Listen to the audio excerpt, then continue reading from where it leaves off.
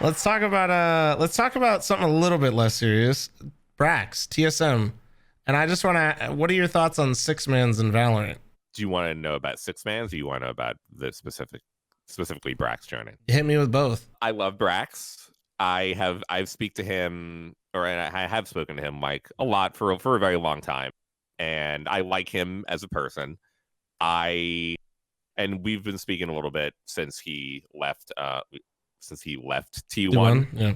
And he's been pretty bad, man. He really wants to get revenge on T1. Like, I'll say that, you know, when T1 had been losing during the qualifiers, and like pretty badly, not as much recently since they've gotten a little bit better the last qualifier, even though they didn't go through.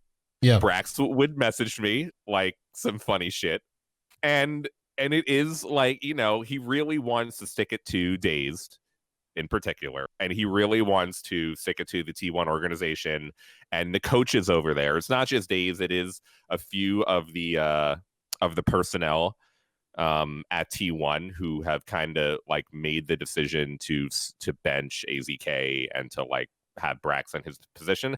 So he has the hunger and the drive, and there is a really good storyline here of him trying to get back at T1. So I'm saying all this is like a precursor to, there are still some issues. One, both T1 and TSM both suck.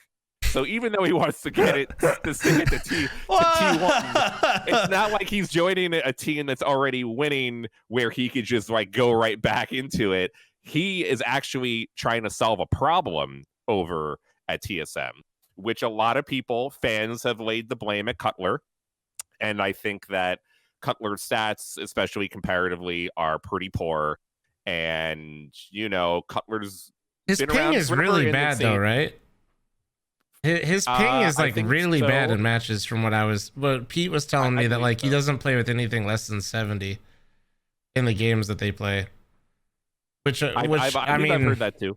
I mean, listen, I'm not saying that gives you an excuse to bottom frag, but I will also say that depending on the roles that you play and the positions that you play, I don't know, dude, that game can get very frustrating when you're playing a game that's optimized for 30 ping and you have twice that, you know, more than that even. That cannot feel very fun to play in a professional environment all the time. Granted, I'm not saying that's the sole reason, but that's got to not be fun for him either. In that kind of situation, just kind of defending him a little bit. I personally haven't seen TSM in a minute. He plays Sentinel. I thought Hayes was the IGL. I am 99% Cutler's the IGL. Really? I'm almost certain that Hayes was. I know, you know, it got leaked a couple times that they were practicing without Hayes. Shout out to Myth. Hayes IGL in half the maps. Okay, Cutler IGL, Cutler. I can see that. I mean, I can see Hayes. Last VCT it was Hayes. I know when they first swapped it was Hayes, but it could be interchange. Tex, who is the only one I'll listen to, it changes a lot, but it's most likely Hayes and both Cutlers. So, well, I mean, that's a lot of fun because both of them are the ones that are up for being cut right now. No, yeah, it makes sense. That's probably why it's difficult that they haven't made a decision, is less so that they want a 6-man roster. But if Cutler and Hayes, right, are splitting maps or like splitting time calling, the team is probably figuring out more so which caller they would rather go with more than they want to keep a 6-man roster. Yeah, that's what I was going to say. This 6-man roster thing is kind of bullshit. I actually really like 6-man rosters. I think 7-man rosters are maybe also. I think for Valorant it makes sense. I think for Valorant it makes absolute a lot more sense than Counter-Strike. A ton more sense because of the agents and because of you can main a certain. Exactly. You can bring in different players for different maps with different agent pools. Like you can already tell how much a player struggles when you move them off of like one agent, let alone, you know, trying to main 2 or 3. So having somebody in, you know, like, it's like, we want Sage for this map, we bring in Hayes, right? Or something like that. Or we need, you know, that was why I was kind of curious is it's not really, I agree with you. I don't think TSM has any really long-term plans for the 6-man, but I did find it interesting. I also think with how early on it is, I find it very hard to justify 6-man rosters economically for the orgs when you already see big orgs like Dig kind of like, I'm not saying they don't believe in Valorant, but you and I have talked about this a lot. It's one thing, you know, to have a team that you're trying to have do well. It's another thing paying these teams Counter-Strike salaries in, you know, a game that's so new, because where do you go up? Like how do you, where does this go from here? If the floor is already the extremely high and complained about salaries in Counter-Strike, what the fuck happens now, right? Like, and then if you add a 6-man on top of that, holy shit, the economics of like having a Valorant roster, that would be the only, like, I think on paper, 6-mans in Valorant make a lot of sense to me. In fact, I would almost encourage them, but also knowing how much some of the players are being paid before the game has really even gotten its feet on the ground, you know, it seems like it's a bad idea right now. So I Okay, but as we mentioned on the last podcast, get fucking paid. No, money. I'm not shaming. No, hey, I am not shaming players for making money, Slasher. Don't try to make it that way. I'm just not taking that into my fucking equation. Make Andy pay for 13 Valorant players. I don't fucking care. If that's how it has to happen, I'm not going to be concerned about TenZ's or Cloud9's finances or whatever. Yeah. I mean, we'll talk about that in terms of like C9 in a bit and all that, but it's more like we have to be concerned about it if we're looking at it from the position of the team owner and what is best for them. But that is their that's job. their issue. Yeah, that's their job and their business. Obviously, I don't want organizations to go under because they can't run their own organizations correctly. Yeah. I mean, no shit, right? I don't want these either these tournament organizers or the teams to die because they suck at organizing and team running. Yeah, I want them to be successful at what they do, so that, you know, they can keep doing it. Yeah, we could segue that into C9. We could talk about C9 now in a bit. So right. You're totally right, and we actually see in Overwatch League where teams, because Overwatch is a game even more than Valorant, is very hero specific, where you practice a certain, not even just agents, but either tank, usually DPS, or support. Having a deep roster definitely can win you championship, and being able to swap in 1 or 2 players on specific maps because they main the heroes or agents that are very good on those maps can definitely win you games. Even, I mean, we see that in Counter-Strike now. I think, you know, Navi again is another team where we can talk about, you know, they've been swapping. Vitality would be the better one, IMO. Yeah, that's true. That's true. Vitality and Navi, though, both are swapping in specific players for specific maps, and it seems to be working. Like most of the games that I've watched, I mean, Navi has other problems too, but most of the games that I've been watching, the swap seems to be working most of the time. Not all the time, but it feels like it's working more than it hasn't worked. I don't think you're wrong.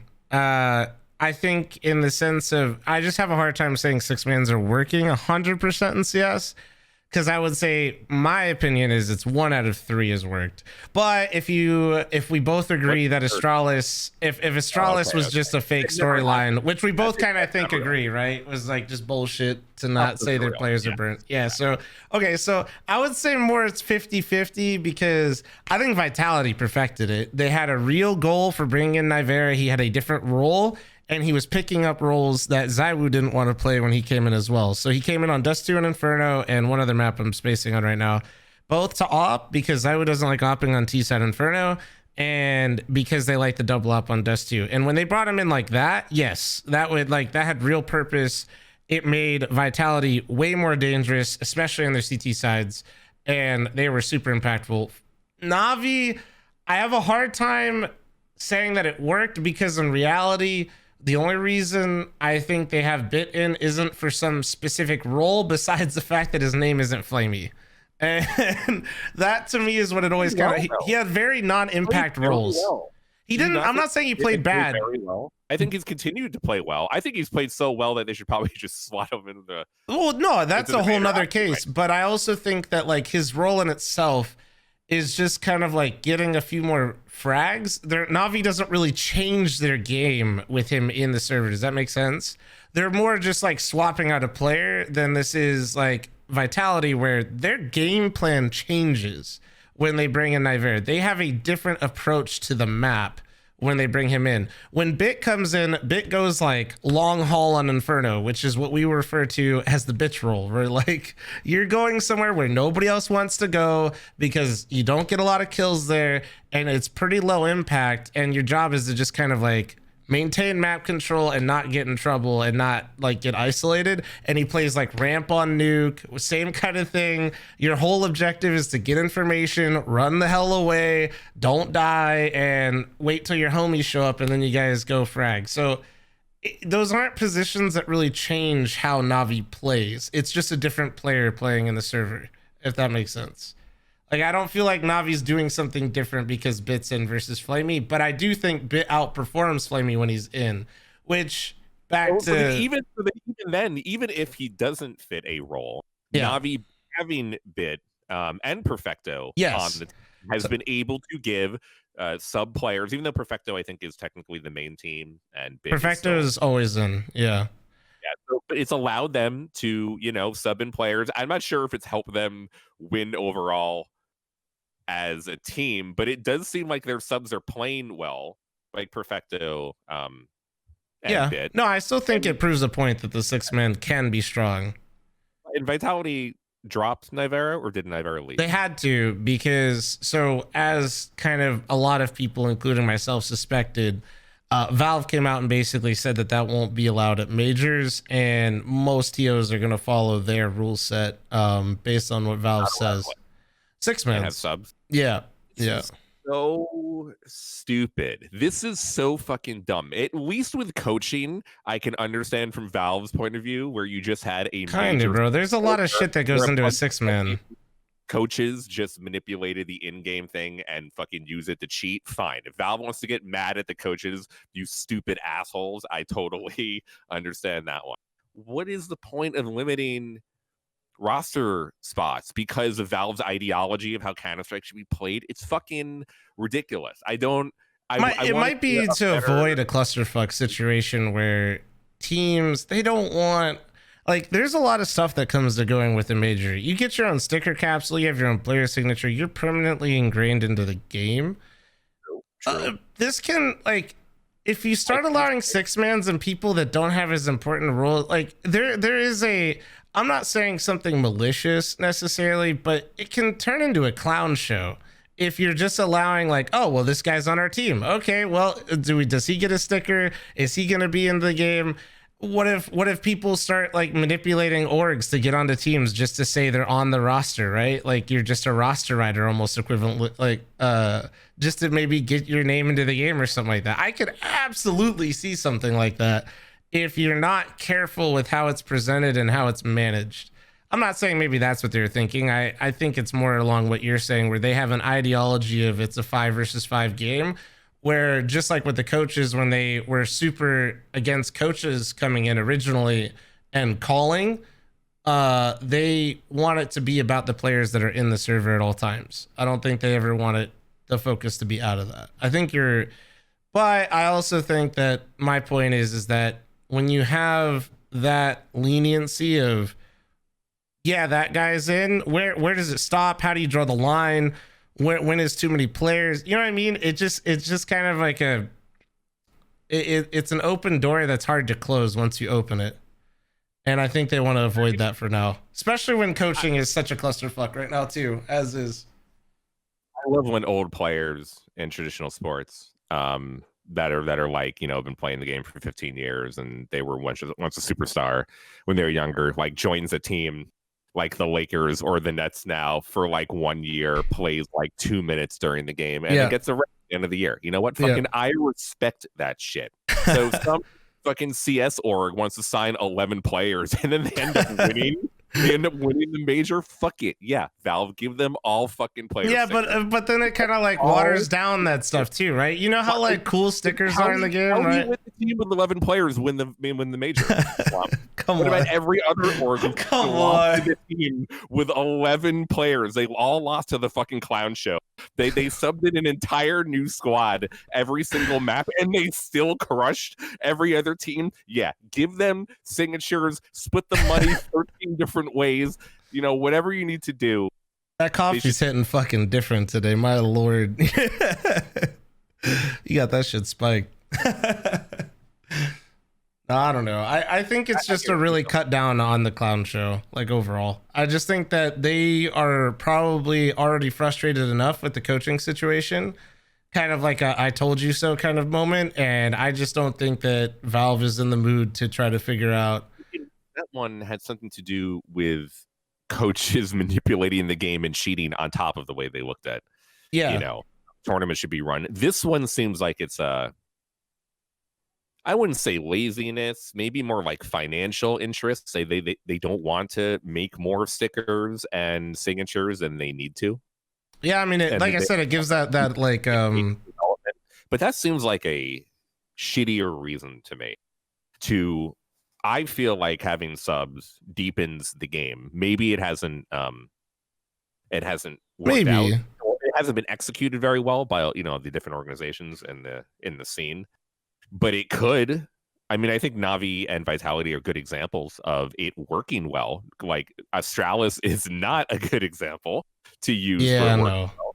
But if other teams started to do it, and I think it could. Obviously, it makes a lot more sense in Overwatch and now Valorant to have deeper rosters because you have to main specific agents and heroes, not just roles.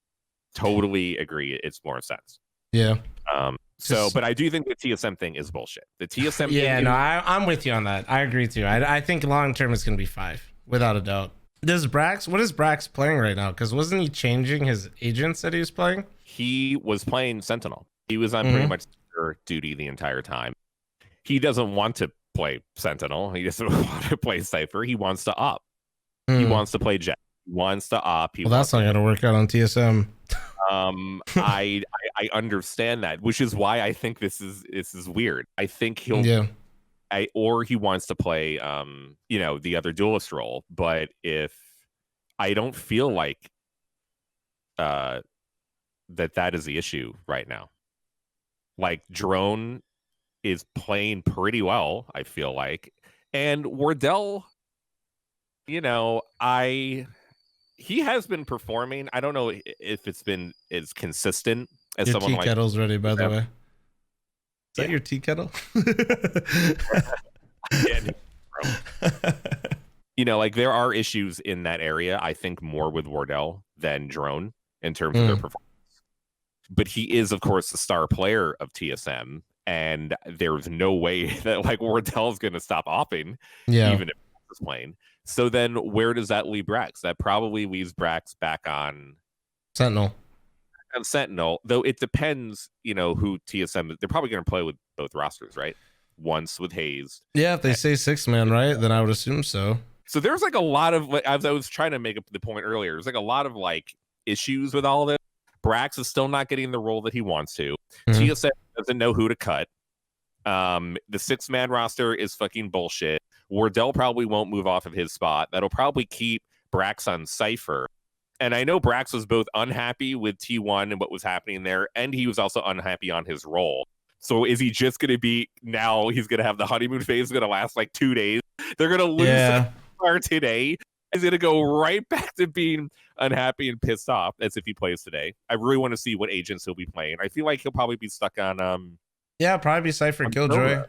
Or I mean, he probably doesn't know the lineups for Sova enough, and he hasn't ever really played Omen, so he'll probably be back on Cypher. I don't want to go. I don't know if the other issue is, and look, I really do like BRAX.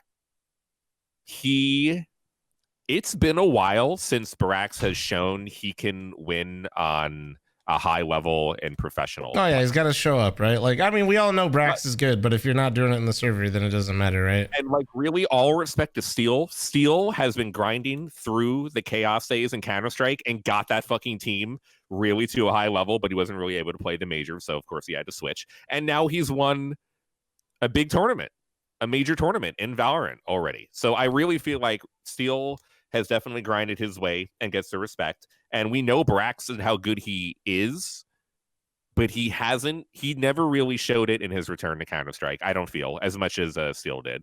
Not like when he rang for C9 and stuff, it was a bit bittersweet. And then now in Valorant, Steel was doing it. Steel and Hiko made it work. And T1 did not fucking make it work. Not even remotely close. Not even in the realm of possibility of being close to be all called a right, winning leave team. T1 alone, bro. God damn, they have families. What I'm saying is TSM has families too, and I am not sure, as much as I like BRAX, that this is going to make them fucking win. It would not surprise me if TSM plays today and they just get fucking steamrolled. And that is really fucked up to say. I kind of feel like, you know, this is a young man's game, and you can't have too many old people on the roster at one time. And if you have 3 or more players 25 plus, your team will lose. This is what slashers say. If you have 3 players on your team that are above the age of 25, you automatically take an L immediately. That is how this works. All right, good to know. Shit, then how's Mythic winning? Oh, everybody's fixing the matches. Never mind, that's why. Shit. You're playing against shitters too, so sorry. Really, Cutler or Hayes? You can't say I'm playing against those shitters and then watch Valorant, because a lot of those players that I beat play in Valorant.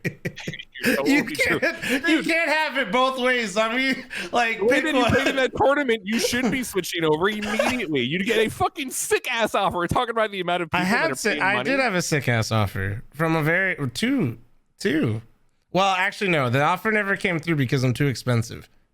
Well, dude, after all the match fixing stuff soon and people start going to jail, there's going to be like 8 teams with open Cypher spots or whatever. So you'll be fucking...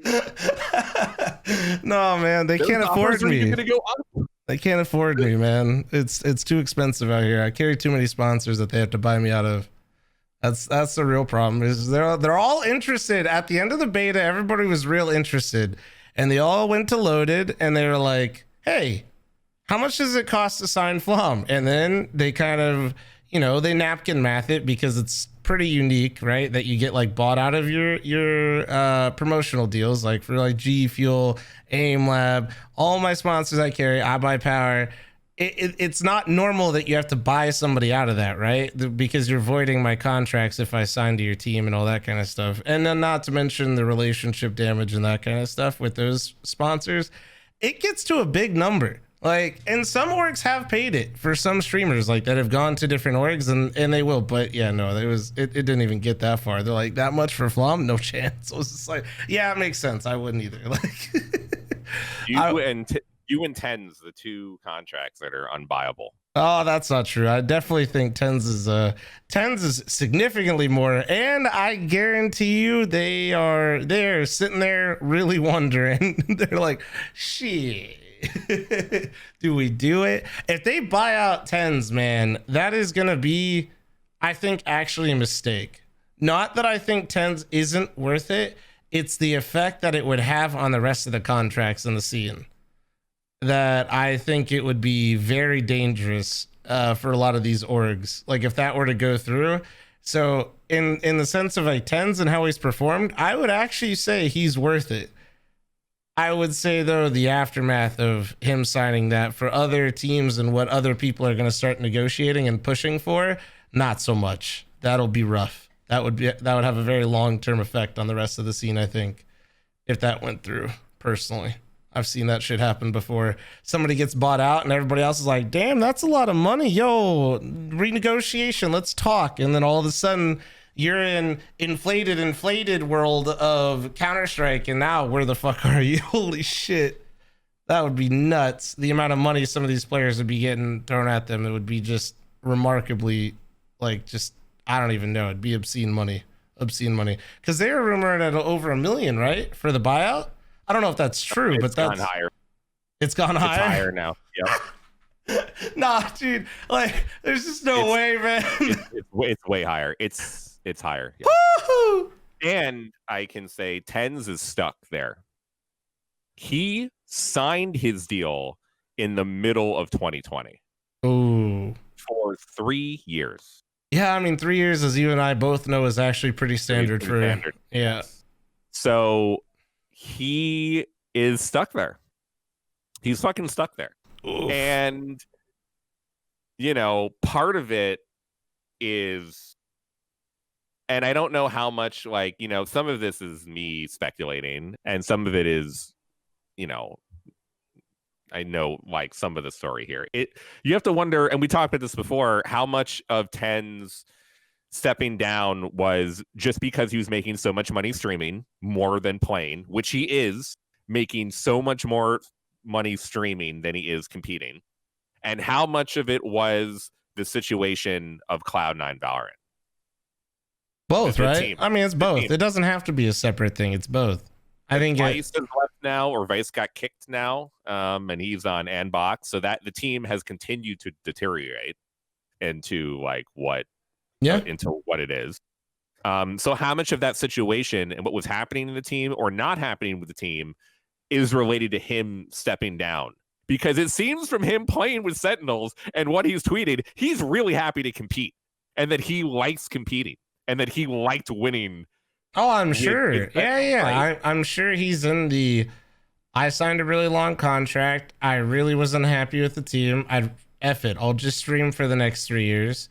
And he just basically, was down to hear out offers. He plays with Sentinels. And yeah, I think he learned what he always knew, which was he would rather compete still. He's still in that phase where he's still hungry and wants to compete. But also, you signed a contract, man. Like, this isn't up to, unfortunately for him, like, this isn't really up to him anymore. This is up to the org.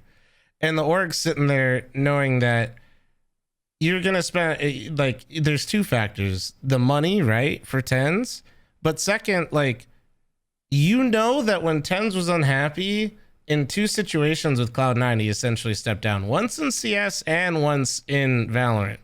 That is scary thought. To spend that kind of, because at that point it's an investment, right? You're investing in TenZ, and from a streaming perspective, he'll be absolutely worth it for all 3 years. But also, is that really what you want to sign him for at the same time? So it's kind of this dilemma of like I said, I think if TenZ is happy and keeps performing the way that he is, he's worth every penny, man. He's nuts. He's playing great. But if he gets unhappy, gets demotivated, doesn't want to play again, you're stuck holding that huge bag that you spent, for him to compete on your team, and he just becomes a streamer. And then maybe what if he doesn't like streaming as much, right? These are things that fluctuate a lot. And I'm not saying what Sentinels will or won't do, but I also think it just kind of sucks for him, because at the end of the day, that's the dilemma he's faced with, is it's not really up to him. It's up to everybody else around him, and it's hard to make a decision like that if you're Sentinels. I think that's really hard for them to pull the trigger. Not saying they won't. It'll be tough. It'll be, because I'm not totally aware what happened with TenZ and C9 in Counter-Strike, because that team was also put together and it didn't really work either, right? I mean, the short version is one of the iterations of the fucking C9 CS roster not working, and that one seemed pretty promising. That one was, remember, Daps basically got to create the team that he wanted. TenZ was supposed to be the star on the team. His aim is incredible, just like it is in Valorant.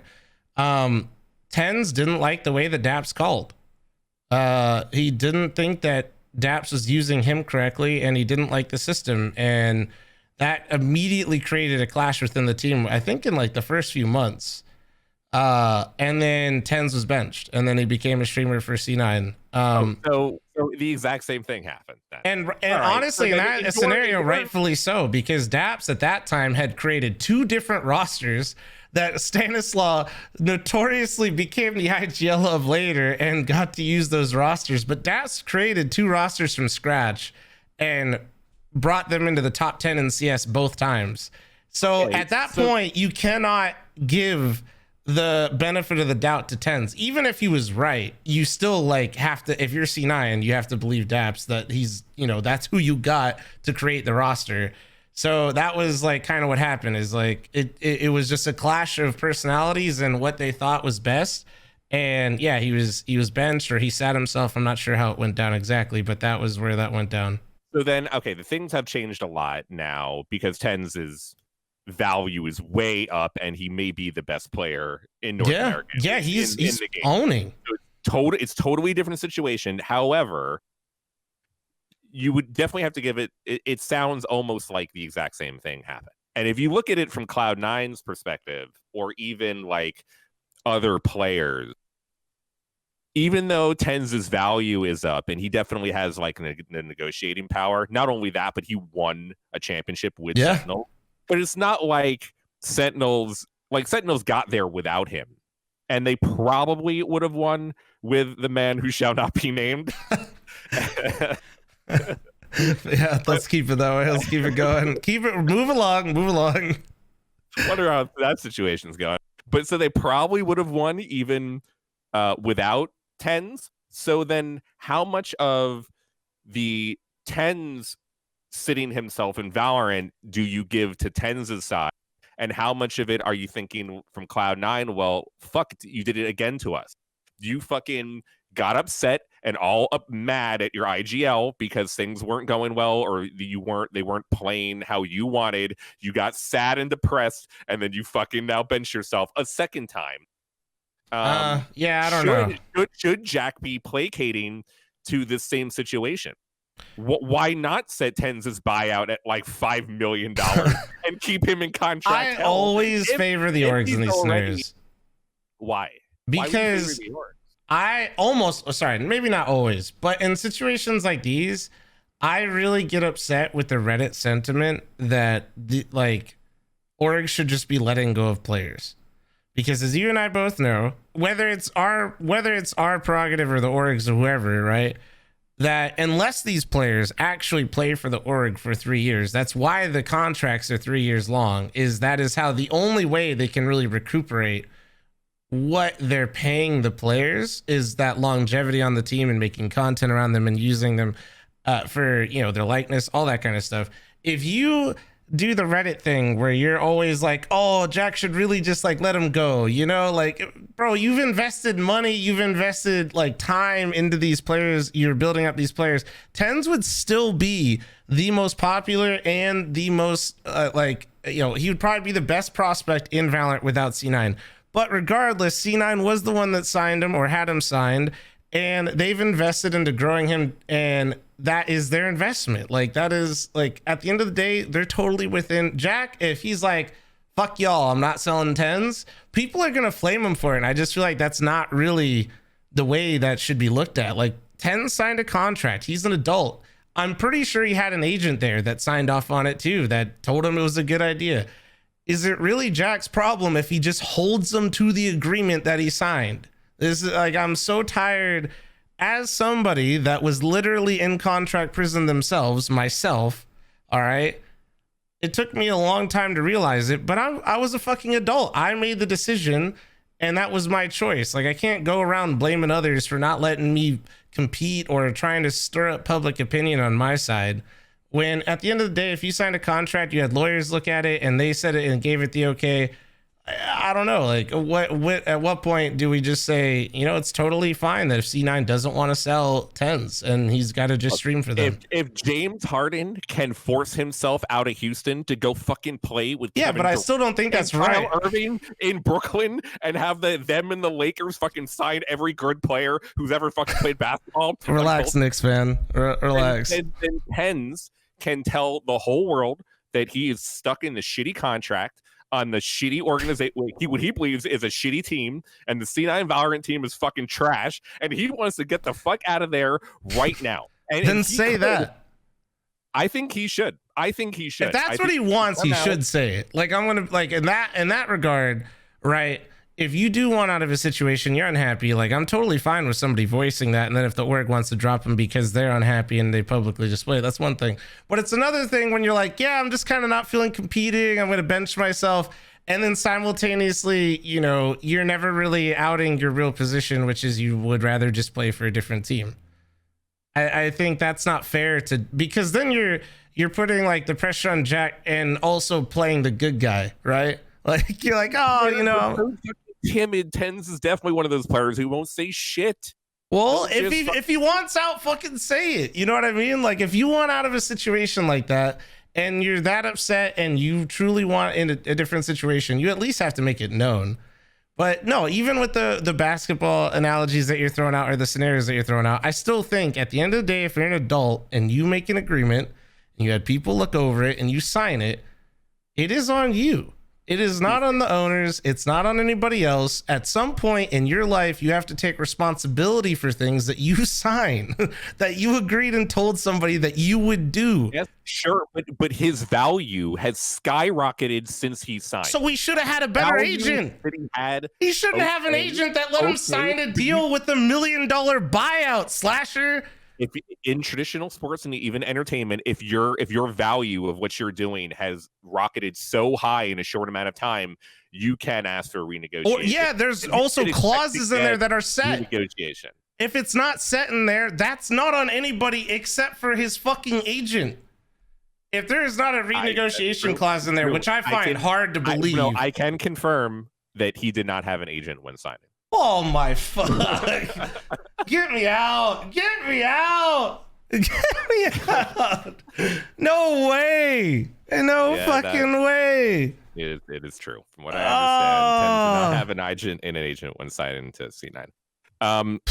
Slasher1 says TenZ stepped down because Shinobi was kicked, I think. I don't like talking about things that, like, so I don't know. Like, somebody saying in Twitch chat, you know, that Steel said it. Might have, but I'm not gonna, I don't know. I'm not sure what the reasoning was. I didn't follow it that closely. So let's just say then TenZ just come out and we have a whole public fucking war, right? Because the buyout is more than $1 million. And from what I understand, it's only gone up as they've won. So Sentinel's inquiring to Cloud9 to purchase him. The buyout is like this insane amount. Maybe it is like $2 so that means he signed a contract that didn't even have an actual set buyout, is what you're telling me. No, there is no. It can pretty much be arbitrary, whatever the fuck Jack wants. So if we have a buyout as whatever Jack wants to. Sentinels, who has limited funds, they're not like a huge organization, right? They don't have the amount of they do have that money, but the amount of money that is to buy out TenZ is like signing an entire another fucking team for like you could go buy a CS team that gets better results than Cloud9. So if that's the situation, but TenZ's value is so high, he is maybe the best player. He fucking comes out and be like, I want to fucking trade, I want to be released, or I want to have my buyout lowered, or whatever. Whose side are you taking right now? Are you taking Jack and the org, or are you taking TenZ? I think what's really important, and I actually don't know. It just depends on the details. I want to know the details of what happened with this roster, because this roster, they failed, right? But he did carry on in those games. He played individually well, yeah. He did play individually well, but it's all he can do. He's on fucking Jet. He's supposed to play individually well, like and kill things. If do stuff. I would say. So okay, let's just say he has more. How old was TenZ when he first signed to C9 CS? Because he's been in the same contract, I think. Like they changed it, but I'm pretty sure he was technically still under the C9 umbrella the entire time. I would just say that I think 19. Yeah, I believe like 19. I mean, 20. he was an adult, like I don't know, but also we all kind of know that when you're 19 and you're just kind of in the esports life and you're just playing video games all day, sometimes things like getting an agent and lawyer, sadly, very common to just kind of skip that phase because you're hyped. But so like is TenZ good enough now, and does he have as much power now to be able to get what he wants? Or considering that he was part of the reason that the C9 CS roster almost got destructive. If he really signed a deal that didn't have a max buyout and he renegotiated it and re-signed when he went to Valorant and he never had a lawyer look at it, man, on one hand, I feel really bad for him, but I also just find that absurdly dumb. You'd sign something that didn't have an end. Like there was no way out. I don't know. That just but not in terms of the the contract situation, of course. But that changes how I feel about who's responsible, right? Like how that conversation happened, and that to me is where it all hinges of who should be receiving public pressure for making a choice. If Jack tried to swindle his way, which I could definitely see it. I'll just I know esports. I don't know Jack, but I know esports, and I know they would go for that in a heartbeat. Oh, you don't have an agent? Here's the contract. I can see it. Of course. I know he's going to go down that route. But for me, it's more, what is the reason that the C9 Valorant team self-destructed. Is it as the same reason? Is it TenZ's fault that it happened again? I don't know. Then if he's the one responsible for not sticking with the team through the losses to try to get better, then I'm more on Jack's side. If it really is Shinobi got kicked and that was like his pick, or that was like his boy for that team, and he wasn't against that choice, one, TenZ does not have like, you know, decision making power, but he really his ability to negotiate is so high because of his value in Valorant. So because of his value, if they kick his boy, right, you can't take LeBron's boy away. Like the Lakers can't fucking trade AD. That's just if the Lakers trying to trade AD, fucking LeBron would go fucking punch Jeannie Buss right in the face. He'd fucking go to her office. Well, LeBron's kind of got the stature to do that. I don't know if TenZ can go punch Jack. I'll be honest. That shit is fucking happening. There's no way AD's ever getting traded. In that same portion, if Shinobi is TenZ's boy, and this is true, and then C9 fucking kicks him, and you're fucking TenZ, and then you start losing, I would actually be pretty mad too. And I'd be on his side a bit more for sure. You guys fucked up. Get me the fuck out of here. Get me the fuck out of this goddamn organization. Because at this point, why would TenZ even want to play for either like the Valorant team anyway? I feel like he is not the reason for the Valorant team imploding. He probably is the reason for the Counter-Strike team imploding, but he's not the reason now. And his value is higher. And he just won the tournament with Sentinels. Yeah. It would... If TenZ were to come out, and he's not this type of person, and said that he wants out of Cloud9, but I feel like he should, because he's not asking for the Cloud9 roster to be changed.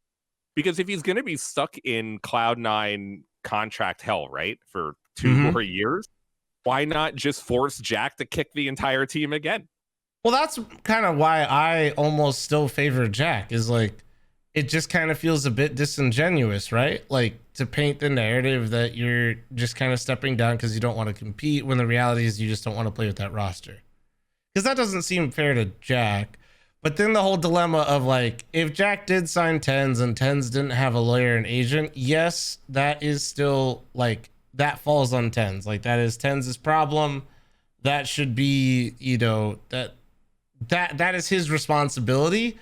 But if you have such a great asset like TenZ under contract already, why not try to make it work, right? Like, why not just, who cares? Like, put away, if one party's upset with the other, like, I don't know why either one wouldn't try to make it work when in reality they probably both want the same thing. It just seems weird. The whole thing seems weird, and the fact that you and I don't necessarily 100% know the details, the fact that you're telling me that his buyout's going up is just terrifying to me. That really is truly just contract prison at that point, because he signed something that doesn't have any real end in sight, except for the 3-year mark, right? There's no, if his buyout doesn't have a max, I doubt there's a renegotiation phase. I doubt there's actual incentives. I doubt there's anything protecting him long term. But you won't know any of this unless he were to say something, or yeah, you just wouldn't know this if he doesn't say anything. And it's, I don't know. It's hard to have an opinion without those. Those are very crucial details to try to formulate an opinion without. Otherwise, you're just kind of like, you know, doing what we're doing right now, where we're creating hypotheticals with information we don't really know all the facts of, and that just kind of feels shitty. TenZ, if you're listening, you know, I think my route of going public about it, becoming James Harden, like, take your inner James Harden, grow a beard. Yeah, fucking don't practice, grow a beard. It make it seem like you're totally out of shape. Demand a trade publicly. Say that you've done everything you could for Cloud9, for the organization, for the Valorant team. You've done the best of your ability, but you'd really like to go someplace else as fast as possible. You're being held hostage for $1 million plus buyout. Put some fucking sob story by not having an agent and like signing the contract when you're like a young kid and you grew a bunch faster, and you really would like out Cloud9 right now, and the entire internet will be behind you. Jack is already under fire for like 17 different other things, including the entire Cloud9 CS organization roster falling apart. Then you basically have won this. And you could position yourself where that even if he lowers the buyout a little bit, he could purchase basically an entire another Counter-Strike team with the amount of money that he'd make off of you. Yeah. So you could make a really good argument to the internet right now for everyone to be on your side. You could tell people, I will pay for Cloud9 CS to come back. And pow, you have two now. You'll have the entire CS community behind you. Be like, fucking sell them. Just be fucking the Peepo Riot emoji would just sell them. Just like. No, I mean, you're definitely right. Like, if he goes that route, he'll have public opinion on his side, and that goes a long way. Players really do underestimate how much power they have, especially somebody like TenZ with the following that he has now, where if he were to do something like that, yeah, I agree with you. He absolutely would basically put Jack's nutsack in the fire. Doesn't mean Jack would necessarily, give in, but he would definitely win the public opinion battle. That is for fucking sure.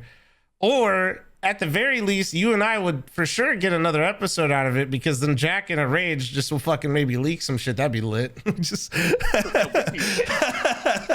just like everybody just gets really fucking mad and petty, and then you and I just get to talk about shit like, God damn, did you see this shit, bro? Like, holy fuck. Hey, and who says they haven't been trying to manipulate the situation behind the scenes to happen? Maybe, yeah. Who says that I haven't been trying to get both these? Dude, you better be hashtag adding this shit. If you're getting paid, you better hashtag ad right now. Sponsored by TenZ. No. I'm not getting paid. I just like chaos. I just like to see chaos and war on the battlefield, which is Twitter and the internet. That is my battlefield. The more that I can make that happen independently, the more that I will for the entertainment. You're just gaslighting everyone out here. Yep.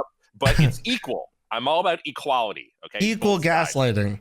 Yes. You can't just do one side to favor another. That would be unfair. That would be harassment. That wouldn't be considered being a good person. If I could gaslit both sides of any topic into continuing to flame each other at an aggressive, continuing pace over time, that just seems like really the kind of equality that we need in the world right now.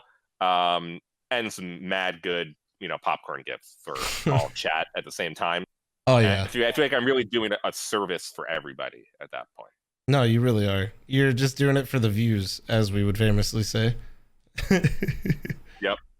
Let's talk about let's go away from it though, because now we're just hypothetical. Fucking, you're going full psychopath on me. Let's actually finally talk about C9 and leaving CS. I've kind of talked about my thoughts. I don't know if you said anything too much publicly besides just saying that it happened. What's your opinion? What do you think? Good move, bad move? Surprise? It's not. I'm not surprised. I mean, Jack is. I don't really know how much to put on Jack here, or how much of it was just several unfortunate circumstances, unlucky. Like the 10 situation. Yeah, unlucky. A lot of super unlucko. I mean, you had the TenZ thing on that roster. You had Floppy's team, kind of. I think that was Jack's biggest mistake. I mean, we see how good Extra Salt is now, and of course, it's not the exact same roster, but considering Floppy's played, I thought, pretty well so far throughout the entire time of being Cloud9, that him getting rid of that roster, even though they did not perform as well as they should have, was really the biggest mistake they've ever made. They should have just kept that roster this entire time, and I really think they would have turned it around. I mean, it's hard to really. It's hindsight, man. Of course. But considering how well Extra Salt has played, even though it's on a NA level, and we're going to have to see how they do at Blast. Like, Blast is going to be a really good test for Extra Salt to see what they can do at an international LAN. Maybe they fucking fail miserably as much as the old Cloud9 roster did. But so is it more a bunch of unfortunate circumstances, or is it more Jack and a combination of Henry's, poor team making ability, which has led to failure after failure? I mean, you can only attribute the most recent roster to Henry. Yeah. And even then, they kind of got fucked because they didn't get Nico and Hunter, and some of the free agents that they wanted. Yeah. And rest of it you really do have to attribute to Jack. And considering they went through so many different rosters that didn't perform at all, you kind of have to feel like this is Jack's fault here. And this is really more Cloud9's fault than Unlucko 4 times in a row. How many times can you get Unlucko? How many times before Unlucko is like, maybe something's wrong here? I think it's both. Is the cop out? They spent all this money on so many different failures. It's like, yeah, pull the fucking plug. I really do think the whole Henry G thing is Unlucko from start to finish. I think there was no way of predicting the severity of COVID and what would, like, the implications it would have. It was that you could fault them for it, for trying to do this during COVID. You could do that. That is a questionable move, where when there are so many unknowns, maybe going for the big splash is the wrong time. I also think that if they were confident they were going to get Nico Hunter, that probably accelerated a lot of their plans, and they probably were excited, as anybody would be if you were getting those 2 prospects potentially. And I think the Henry G iteration is mostly unlucky, in my opinion, because, and the most unlucky part is honestly Woxic. It's not even losing Nico and Hunter to G2 in negotiations. It's actually that you lost basically the best free agent Opper, who had to play with much higher ping than everybody else that nobody takes note of, because we're just not used to it in the CS community anymore. People aren't used to talking about the ping difference, nor do casters really want to highlight it and try to diminish the game and how important it is. So, like, there wasn't a better option than Woxic, and there wasn't really a replacement without spending even more money to replace Woxic, and that immediately put them into a spiral.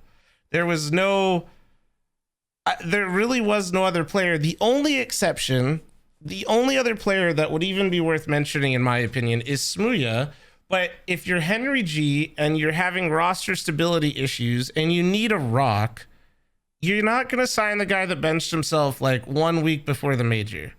And that isn't because Smooya isn't good. It's not even that he doesn't realize his own mistake. It's just that if you're Henry G, you can't do that. You can't make that's like a long shot. Like, no disrespect to Smooya, he's really good. It's just that there's no way Henry G can make that decision.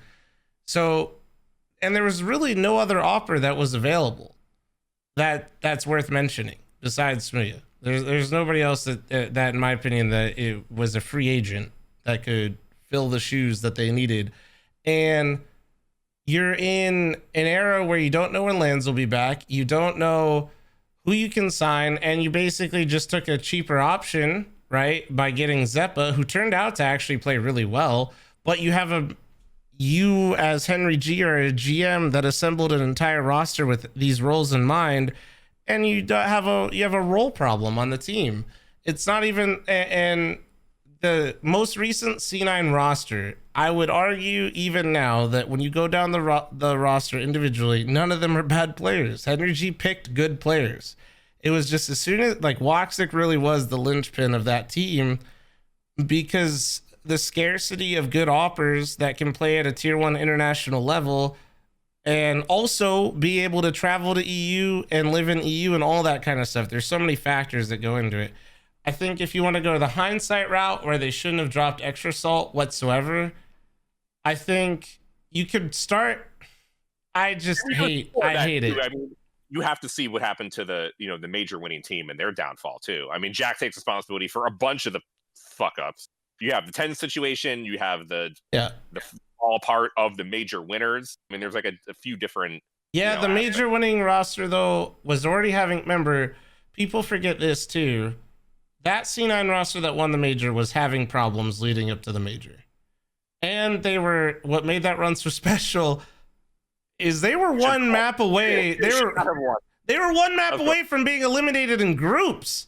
Like, they weren't even like, so people that, don't get me wrong, like, that was an insane team. They played well. The major is like well deserved, but pretending like the C9 roster was like perfect and they went out and won the major, is lie. Like you're rewriting history and you're lying and you're creating like a false narrative. They were struggling, they were having issues leading up to the major. They were about to go out in groups and then they just flipped a fucking switch and then they just dominated everybody.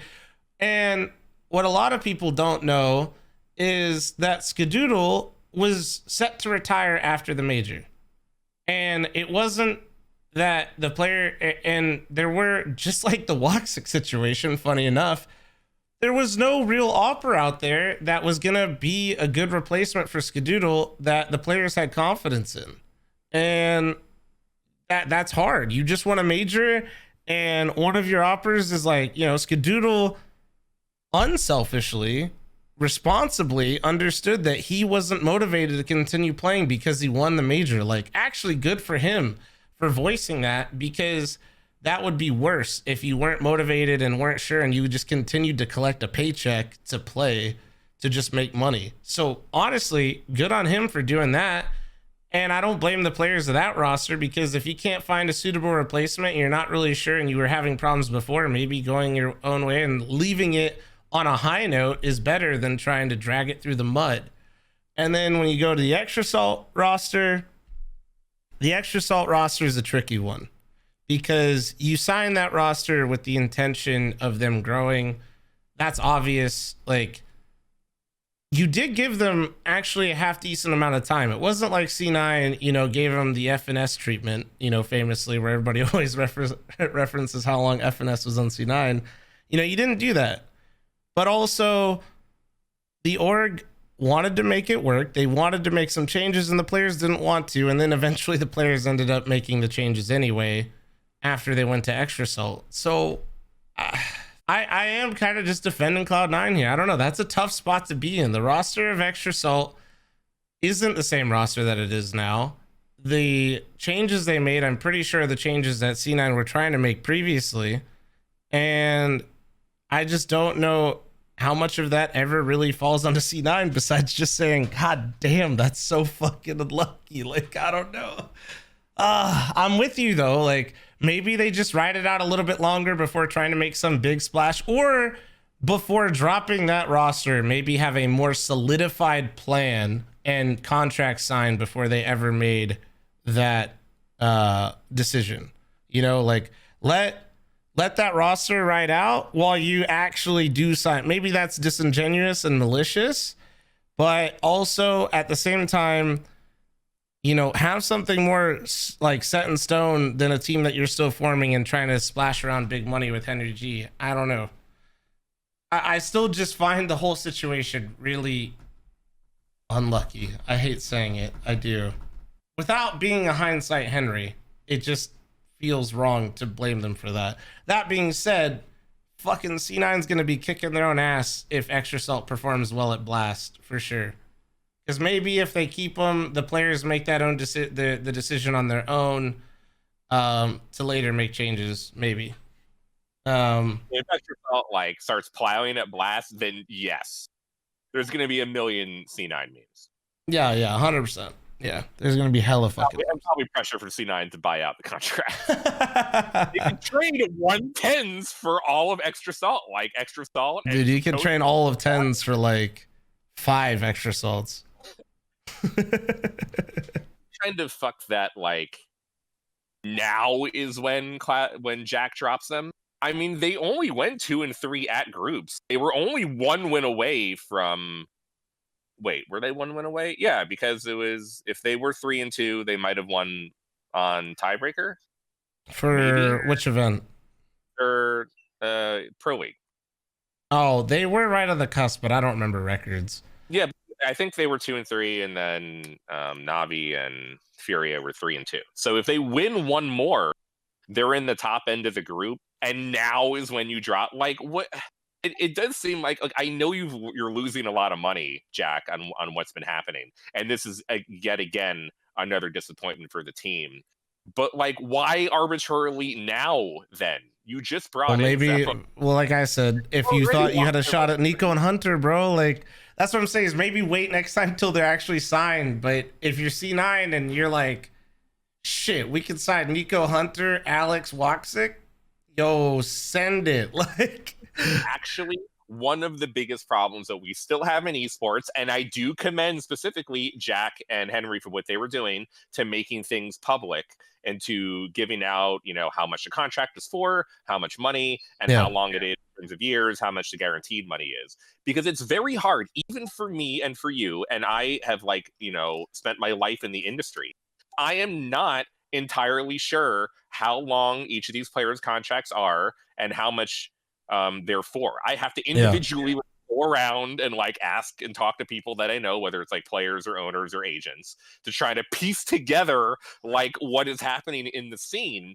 So even on our level now, we can't, because a big portion of sports that we don't have for esports, or we can flame the ownership, is if they have knowledge that XYZ big free agent is coming up or their contracts are ending really soon, yeah, and then they decided to sign this whole other team knowing that you could have had these players, then I'm like, okay, well, this is definitely your fault, Jack, that you didn't get Nico and Hunter.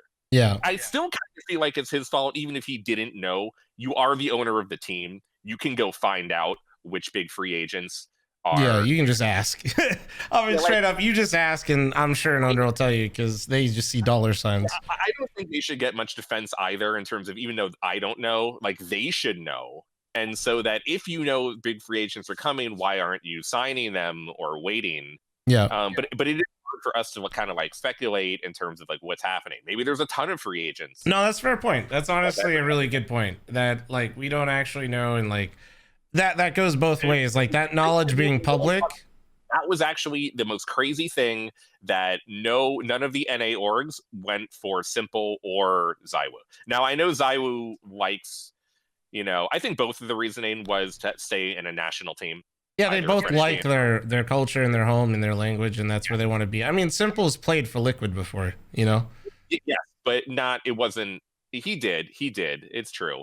But I would just think, and he didn't like living here. Granted, he didn't have the greatest situation, but I don't think the situation would be that much different even now. It's not like the Team Liquid player, the situation Simple was in was he was living in the League of Legends house. His only friend was basically Joka Steve, and he was completely in a country isolated. And the only thing he could do was stream and play FPL and compete in matches, and that's just dangerous. And that's super unhealthy, and especially if you're somebody that relies on that kind of environment. I don't blame teams for not going after Simple and Zywoo, because it's very obvious, at least to me, that the amount of money it would take and the amount to make them comfortable. It makes sense though. We're in this world where the NA orgs have the most money in the world. Yeah, but there's no amount of money that can make him comfortable. That's it. What are you talking about? When Navi's giving you just as much money, you can't. Are you sure? I actually don't know. No, yeah, Simple's got the bag, bro. Don't worry. Simple's got the bag. Is making $1 million a year. He's got a little bit less than the bag, but he's fine. My man Simple is living just fine. And any org, even if they could offer more, it's not going to be enough. To make a man's just want to leave his culture, girlfriend, all that shit. There's just no way. Nobody's got that kind of money, and they're not going to do it in CS. There's no way. Maybe, if this were a different game, or if this were maybe no, not even Valorant, it'll be too early. You're kind of seeing that with TenZ, but even then, we're not even talking about moving across the country, But when you talk about TenZ level buyout, you are in the realm of Simple buyout. You're talking the same kind of money, and you're not even saying 100%, right? That should be the move. So I think it's a bit ridiculous to say that Simple coming to NA or getting signed to an NA team is so cut and dry. I mean, when Simple was up for his new contract, I was like, someone should pay Simple $1 million a year. Now, I don't think Navi's paying him that high. I would really doubt if they're paying him even a fourth of that. I mean, maybe he should. You don't think he's making 250 a year? I would hope so. No, he definitely, bro. You're off the mark. He's making. Okay, I don't know. I will say that, but I would assume, based on what I know about a couple other players in that scope, he's making $500,000. Yeah, he's making at least $500,000. And that's not including Counter-Strike prize money, bro. I know that's not something that like is talked about enough, is like Counter-Strike prize pool money and the amount of tournaments that you compete in. You know, there's quite a few millionaires in CS just off prize money alone. You know, and that's there's something to be said for that. Now, granted, if you move teams, you're still going to be competing for that same prize pool. But if your team goes worse or like doesn't perform as well, whatever it is, like it might not be as much, all that kind of stuff. Maybe the orgs take more. Could be, you just don't know without seeing it. No, but unless literally Liquid or C9 offers simple $1 million a year, I don't even think it's considered. And I think the same is very clear for ZywOo as well. ZywOo is like very much like, at least the from his decisions and the way he's carried himself, he's very to himself. He very much enjoys his environment around him, and he does not want to leave that environment. And that's a hard price to put on somebody. And if you're an org, do you really want to take somebody out of that performs so well in that element and then try to make them perform well out of that element? You might be paying for a product that isn't as good. But fucking Henry G got flamed for it. But man, sure would be fucking cool. You're right. If we knew when these players' contracts actually ended, would be fucking sick. But we won't know that. And Reddit fucking lords that think it's great just to flame people for transparency and hyping up his team. But I feel like, okay, even though you're right, and I don't really remember what the situation was at the time, I would feel better as a fan, even if it was a fake interest, if Jack was like, all right, I'm going to try to sign Simple, or I'm going to try to sign ZywOo, or I'm going to fucking steal away Device. Do you think that's a good idea after seeing how Reddit treated like Henry G with how he was like, people honestly in esports like don't like that. I think you're right. In the tradition, not your vitality, you're not gonna like that. No, I'm serious though, man. Like outside, like in traditional sports, like what you're talking about, like hyping out, seeing like GMs go after high profile targets and like talking about it, hyping up their teams, like that are very out there with their opinions, like and just very they're just very open about everything, and they will absolutely like say what they're doing. People in esports see that as arrogance. Like when you go, you're dealing with like when I go to Reddit, bro. Did you ever see the CS fucking Reddit thread where like a person went out of their way to make a Reddit thread just to prance on Henry G's failure after Henry G publicly put out contracts for the first time ever, where we got to understand publicly how long contracts were. That's the kind of, and that shit got sent to the top, bro. That people were like, yeah, dude, fuck Henry. Like, shouldn't have fucking cheered for his team. That guy's an idiot. Can't believe he's paying that guy that much without knowing how much somebody else is paid, right? Like, that's what you're dealing with. I don't actually know if it's a good idea to be like, oh, I'm gonna go after Simple, because if you don't sign him, you're just gonna get fucking flamed by a bunch of dickweeds that don't know shit. That's true. That is very true. It's if you were talking about traditional sports, I think people would love it. If the fucking Raiders GM came out today and was like, I'm gonna go fucking sign Mahomes and buy his ass out or some shit, fucking Raiders fans would be jumping for fucking joy and be like, that's my GM, bro. That's him. You fucking try that shit. I don't care if it fails. In esports, somebody be like, yeah, I really don't like that he said he would do this. He just didn't follow through. I don't know. Like it's just a very different crowd. Honestly, it's a very different crowd. Your chat is right, as we mentioned earlier, because fans don't know who's available or when they're available. They don't have the sentiment of waiting for free agency. Free agency doesn't exist really. Yeah, but we can't say this either as a defense when most of the time people, when they talk publicly about it, we flamed the one fucking guy that gave us public contracts. Flame him? I thought that from what I understand, the community rails Henry G every chance they get because they know the numbers. They've weaponized his own shit against him. But that doesn't mean that they don't respect them for doing it. It's just really easy to use the numbers because they failed so hard to point out how much they failed, and you could talk about like, you can make memes out of it of how much but you think for a second Joka Steve sees that and is like, oh yeah, I'm gonna go tell everybody how much we're paying Fallen. Like, no.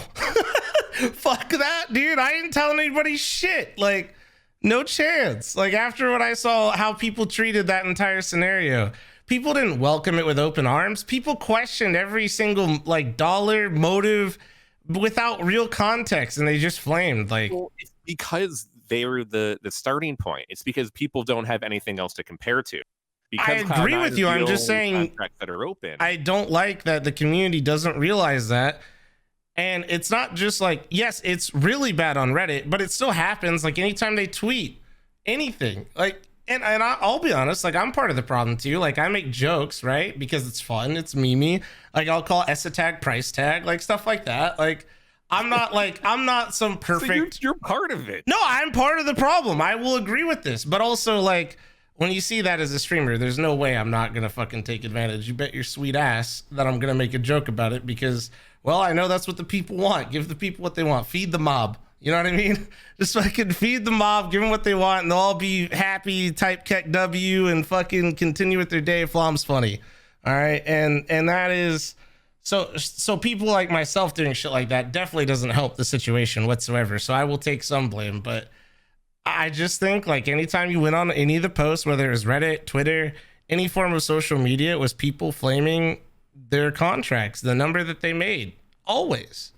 Like I saw people respond to like some of the NA players stirring up shit like, hey dude, how does it feel that S attack gets paid 4 times more than you? Like that kind of stuff. Like it's just a really, it sucks. The whole situation sucks because people are so fucking stupid that we can't actually get other orgs to do this now. I almost guarantee it based on what they saw happen with Cloud9. That the idea that we're gonna have public contracts and people notifying you when they're gonna go after somebody or when somebody's contract's up, that shit, we're delaying that for a nice little 3 years now, probably. Like that's not, we're not getting that shit for a while after this whole fiasco. No chance. So I agree with you. I've been arguing with all of the owners way back with when Alex Garfield was running North American Esports. I would fucking argue with him every day about releasing how much players are getting signed for on EG and how long the contracts are for. And he always would be like, no, we're not ready. Yep. And some owners still don't believe we're ready. It's just like, look, if we're going to go out there every day, and I'm included in here, and talk about how esports are fucking mainstream, and esports are better than sports, and we're doing things differently than even things that sports can't do, and they can learn from esports, and esports are a totally different thing, and we're being all successful, and we're worth X amount of millions of dollars as team valuations or whatever, then we can try to, no, we don't have to do everything that sports is doing. We don't have to emulate sports completely. But this is still one of the areas I think which would be very helpful. Not only is it like, I think good for the industry in terms of players knowing their value, and other teams knowing out in the open the value of other players and be able to make smarter decisions than everyone having to ask everybody privately how much like players got signed for. But it also definitely would help the public interest.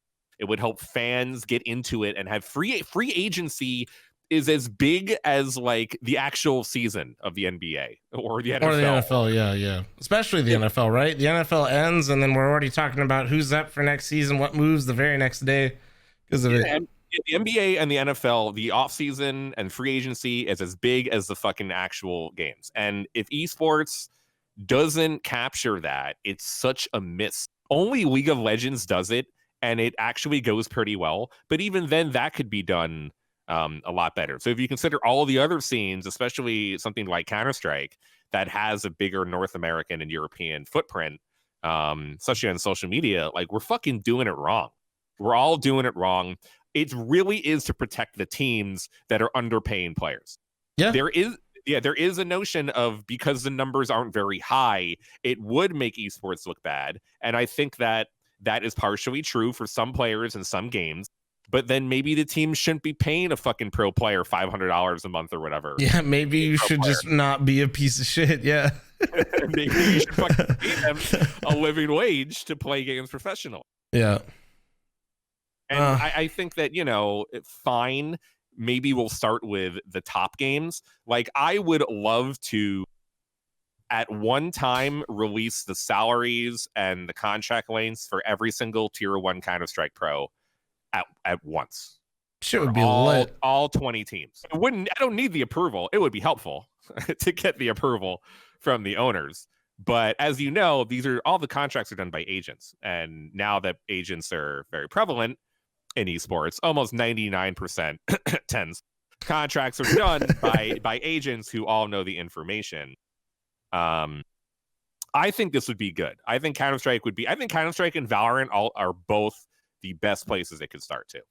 Yeah, because contracts are high and it doesn't make esports look. Yeah, no, when you release some of the players' contracts, you're seeing that professional gamers are making $500,000 a year.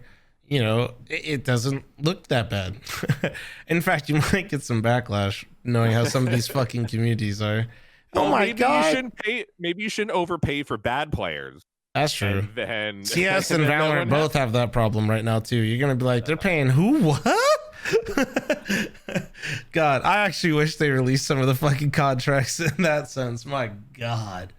But no, I think I wish there was more transparency. I mean, that's it. I just think that after this, me being I'm usually glass half full guy, but I don't see another org attempting to do this for a while. At least a couple years before we see somebody publicly putting out contracts again. Maybe I'm wrong. I hope I'm wrong. No, but you know what I mean? The orgs, bro, not you. No, fuck the orgs. Fuck the orgs. Fuck the orgs, bro. They are, though. They're pussy bitches. The org owners are pussy bitches. Yeah, it's because a lot of them do scummy things. So they're going to feel pressured to release all their contracts. And then we're going to get real dirty. You know, there's a lot of skeletons in the closet for a lot of these orgs because they don't pay people livable wages a lot of the time in some of these different games that aren't CS and aren't Valorant.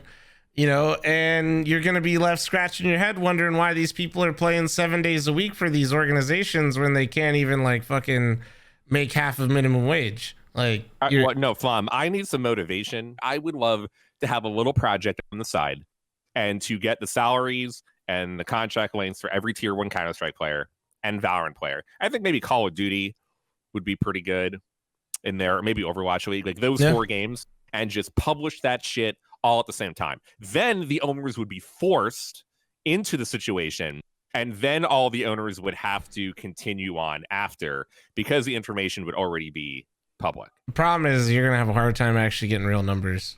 Are you sure? Yeah, I've been in the same Discord when 2 players that are friends tell each other's salaries, and I saw both their contracts, and they were both lied to each other. Yeah. I could, no, I think you're going to have a hard time getting a lot of accurate info. Hey, who says I'm going to be going to the players to get accurate information? You think the agent's not going to maybe give you a different number to make themselves look better? The problem is if you go to anybody that isn't the org, they have a motive to give you a bigger number than what the truth is. That's the problem. The org doesn't really, because then even if they were to do it to make it seem like they're being the good guy, you guarantee the other players come in going, I'm not making that much. So, well, you know, but that could happen in pro sports too. I didn't say it couldn't. Many of the sources for journalists and professional sports end up being the agencies. Yes, there is the front office and the agencies, and sometimes the players. Some journalists are more boys, you know, with the players, and then kind of ask what's going on. Yeah. But you have to. I assume the truth of what I'm getting told in professional sports. You just got to trust me, and that I would. I mean, I trust you. I just don't trust it. Job, verify, make sure that they're right. Yeah. No, I wish I was kidding too. That shit was hilarious. I had 2 of them. They both were played on 2 different CS teams, and we were just chatting it up, and they both were talking about how much they made. Both of them inflated how much they made. Nothing truly ridiculous. It was just a little bit. Like, it was just like the fish is just a little bit bigger than what you really caught. Like, it was like both of them basically inflated their salary by like $1,000 a month. And I was just like, oh, that's kind of cute, because you guys both actually let me see both your contracts to help you out to make sure you didn't get into trouble. And I know that that's not true. And I don't know. Players always want to seem like they're doing good because they want to like impress their friends. And that's kind of the problem that you might run into a little bit, is just like, hey, how much are you making? Player goes, oh, I'm making this much, because they don't want everybody else to find out that they're getting paid less than the rest. You know, that it's stupid, but you're dealing with young adults here that don't realize that them just being truthful with one another, you know, helps them negotiate better deals for themselves to begin with. They don't realize that. They're always trying to just be like, oh, dude, look at how good I'm doing, you know, like, check this out. Yeah, no, you're right. You're right. That happens in a lot of industries. Yeah, I believe it. I mean, shit, streamers do it too. Oh my lord. Let's talk about match fixing and what's going on there. So how much have you followed? Have you listened? Did you listen to Richard at all yesterday? He streamed and talked about all of it. So I learned some new stuff yesterday that I didn't previously know. I missed it. I haven't. He didn't he didn't give details, like, but he talked. He gave some that was actually very eye opening for me. Some stuff that I learned just listening yesterday. Yeah, run me down. So it's not just match fixing like the iBuyPower situation where players were just like, oh, this match doesn't mean anything. We're not salaried. Let's make some money. This was all like, this is basically organized crime, like through and through. This isn't just like some event like that happened one time. This is much bigger than that. And I'm pretty sure that's why the FBI is involved, because it deals with outside sources paying players to throw matches, having two teams that are throwing matches play against one another. Some people were paying IGLs to stream their POVs in Discord while their teammates didn't know the IGL was throwing the match. So they were streaming to the other team to throw the match, so the other team knew what was going on, and somebody would have the fix. God, what's some of the other crap that I learned? I don't know, man. It was a crazy dive into the abyss of just like, holy shit, I can't believe that people are this so far gone to losing to my team Mythic, you know, smile. These guys, they lost to Mythic one time and these fools all gave up on their careers ASAP and just started throwing fucking matches. You are the reason this has all happened. You are going to be the reason the second wave. I mean, dead ass, dude, if you couldn't beat Mythic legit, like, my God, you actually, yeah, you should probably just, like, get out. Like, North American CS died because D-Born's girlfriend got really mad at him. And NA Valorant is going to die now because you fucking shitted on some people in MDL. Oh, very, very unfortunate circuit of events here. I can't believe that, like, some of these, you know, some of them, this is me quoting Richard, but some of these players don't think they can go to prison because they live in Canada. So, like, I don't know if you guys have ever heard of extradition or how that works, but, like, if the US is gonna get a Hawaii fucking executive from Canada and bring their ass here to try and record it, you bet your sweet fucking ass they can get your dumb ass for fixing matches on the internet and come sit your ass in an American prison. Like, god damn, I couldn't believe some of this shit that like Richard was saying. They were like, these players don't think they can get in trouble. Even there's ones that ratted each other out and they still don't realize it, and these players that won't come out and admit to it are straight up don't think that they can get in trouble. As soon as, if I were them and I mean, first off, I'm not this fucking stupid, so I wouldn't do something like this, because it doesn't take $2,000 to compromise my fucking ethics. Holy shit. Like, if I hear the FBI is involved, I'm fucking hands up and I'm just like, who you need? What names you need? Do you need my address? Like, where do you need me? Like, what? Just don't take me to fucking prison, bro. No, $2,000 per player, guys, was the average that Richard was saying yesterday that these guys were throwing per matches. $2,000 to compromise. You have so little confidence in your own ability to be successful in Counter-Strike that you threw a fucking match for $2,000. That is disgusting. Get some fucking help, man. Like, come the fuck on. Like that. And they did this. It wasn't once, it wasn't twice. We're talking fucking massive shit, man. Like, god damn, I'm sure some of them made way more money than that, but that was like what some of these players were getting offered from these outside sources. Like, god damn. But yeah, so what are your thoughts on it? I mean, the situation is like is so much worse than the iBuyPower situation. Oh, so much It worse. is so much worse. And then even in context, it's so much worse because all of these players that were involved in this know what had happened to the iBuyPower Yeah. guy, and that obviously are well aware of the ramifications and how it's viewed and how like this is, we have taken so many precautions to make sure this hasn't happened again. So it means that they really orchestrated this, and they, you know, with all of the involvement, of course, with doing it, that they also had the knowledge of what had happened before and said, fuck it. Or even worse, they were like, okay, we have to be better than what the iBuyPower guy like motivated them, like, and make it more secretive and make sure we won't get caught. And then and then somehow, apparently, from what I understand, they have been so fucking stupid, as that quote mentions, that they've left a lot of evidence around, whether it's like private Discord chats or private Snapchats or yeah, like private discussions of their crimes, of what they're doing. They use Snapchat, man. Like, what do you guys think? These motherfuckers are like, yo, Snapchat deletes my message. Can't catch me now, bro. Like, are you fucking out of your mind, bro? That is I said this earlier. I'll say it again. Snapchat saves all your shit, chat.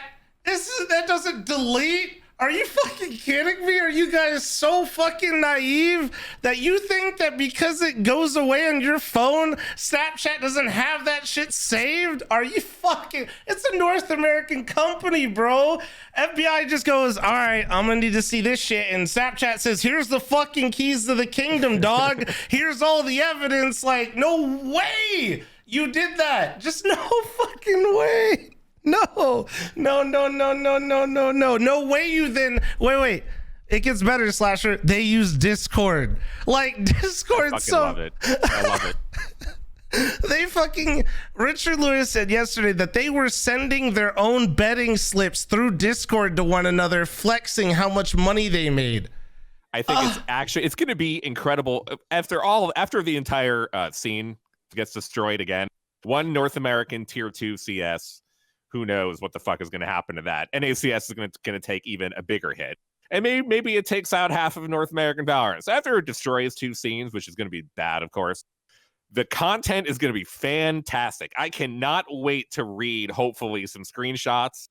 Oh, dude, we're going to be popcorned out of our minds for like 3 fucking days. Like, Richard, I'm just going to keep referencing him because I don't know. I'm not going to pretend like I know. I'm using Richard as my reference. Richard is, I think we all know, even if you don't like the fucking guy, I don't give a shit. You cannot go at his credibility. You can't go at his ethics at this kind of shit. You just can't. You can't touch it. The dude, make sure he doesn't fuck around when it comes to stuff like this. And he said that, so the big 2 ones aren't Richard that were feeding info to the FBI. So I don't know how familiar you are, Slasher, but it's Note, who works for Dust2.us, which is like a subset of HLTV for the NA. Yep.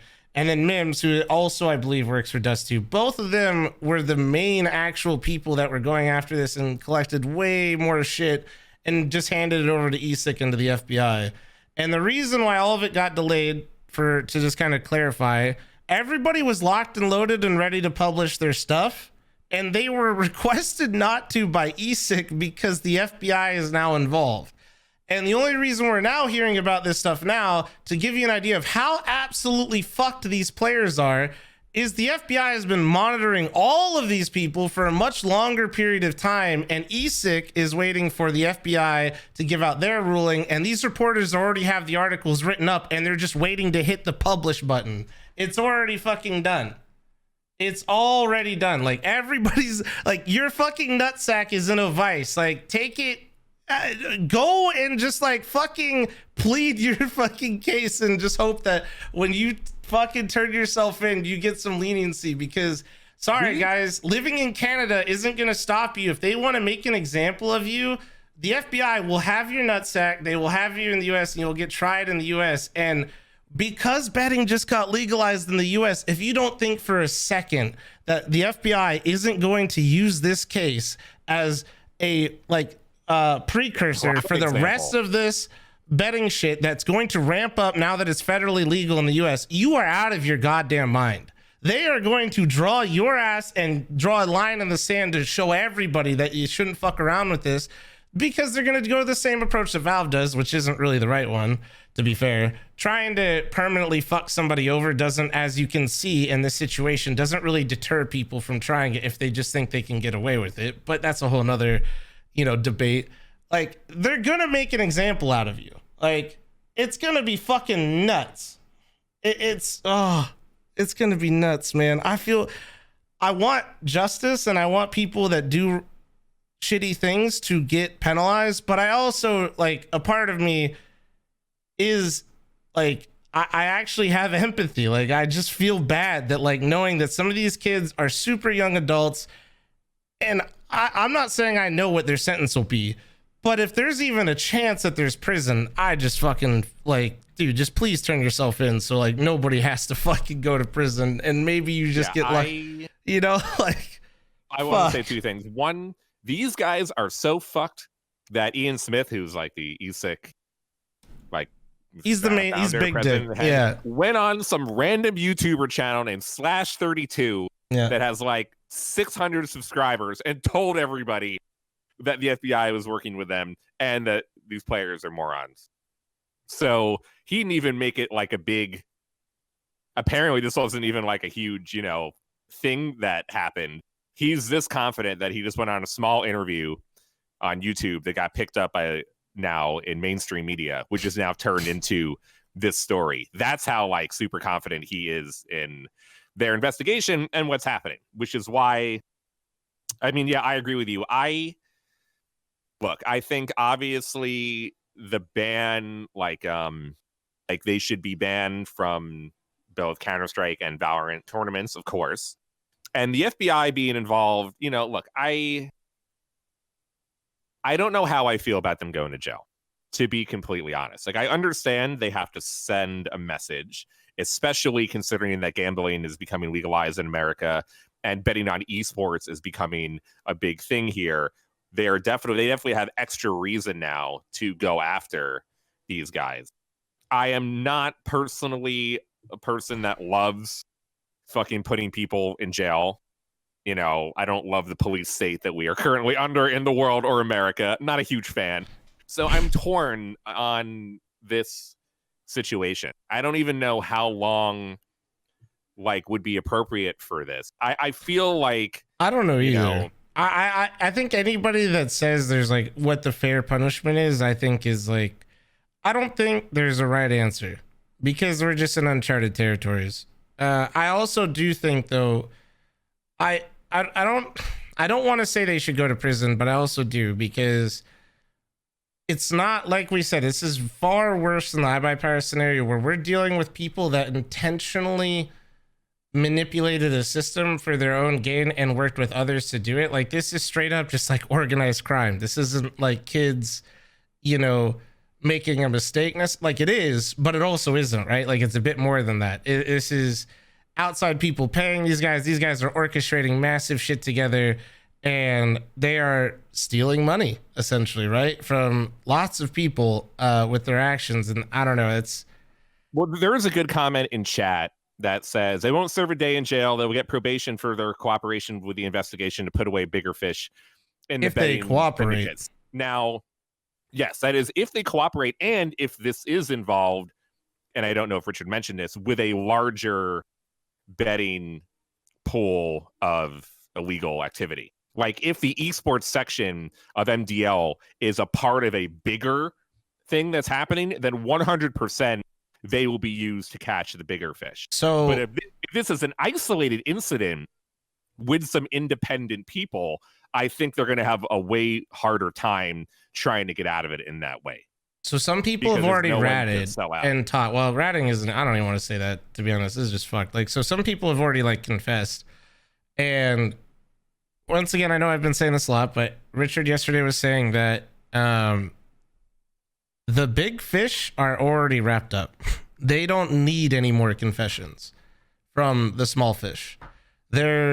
And yeah, like based on Richard, the way he was framing it yesterday, it definitely sounds like they got all the information they need, whether or not some of these guys confess or not. It's more or less like, how hard are they going to make it on themselves, like, and the government? And that's where they're going to get their leniency now. I don't know if they're actually going to get that much leniency in terms of information they can provide, unless they pull out somebody out of the hat that was somehow puppet mastering all this that they don't already have wrapped up. But yesterday, the way it was framed, to my understanding and the way that I took it, was they already have a lot of the big fish that were pulling the strings, and the players that were involved, a couple of them already have come forward and confessed, and there's some that are just outside thinking that nobody's talking.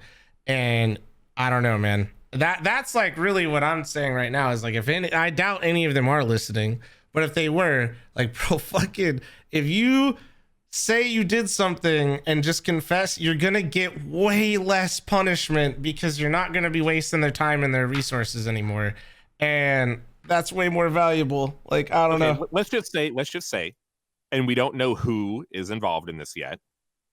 And of course, I really don't love speculating on names. Or I'm not gonna say names at all. Okay. I think we stay away from that. No, I think we definitely just. Okay, sure. Because there's some videos floating around. There's tons of stuff. Like, I don't know. Almost all of them are signed to pro Valorant teams right now. Yeah. Is that okay? Let's just say these guys made, and we don't know the numbers yet, $50,000 each, which might be that might be way high. That might be more than that they made, right? Yeah. Let's say they all made $50K doing this. And there's, I don't know, 6 matches involved or 10 games. Let's make it high. What do you think is the correct punishment? Is it permanently banned from both Counter-Strike and Valorant competition and jail time and a fine? And if it's not, which of these are you taking away? I feel like the jail portion obviously is the one that is the most iffy, or if they'll just serve like probation. But what to you, what do you think is the ideal punishment in that scenario? I think the easy part is, because this is worse than iBuyPower. I mean, it's not even fair to compare. Like, honestly, it really isn't. Like, they both like threw, right?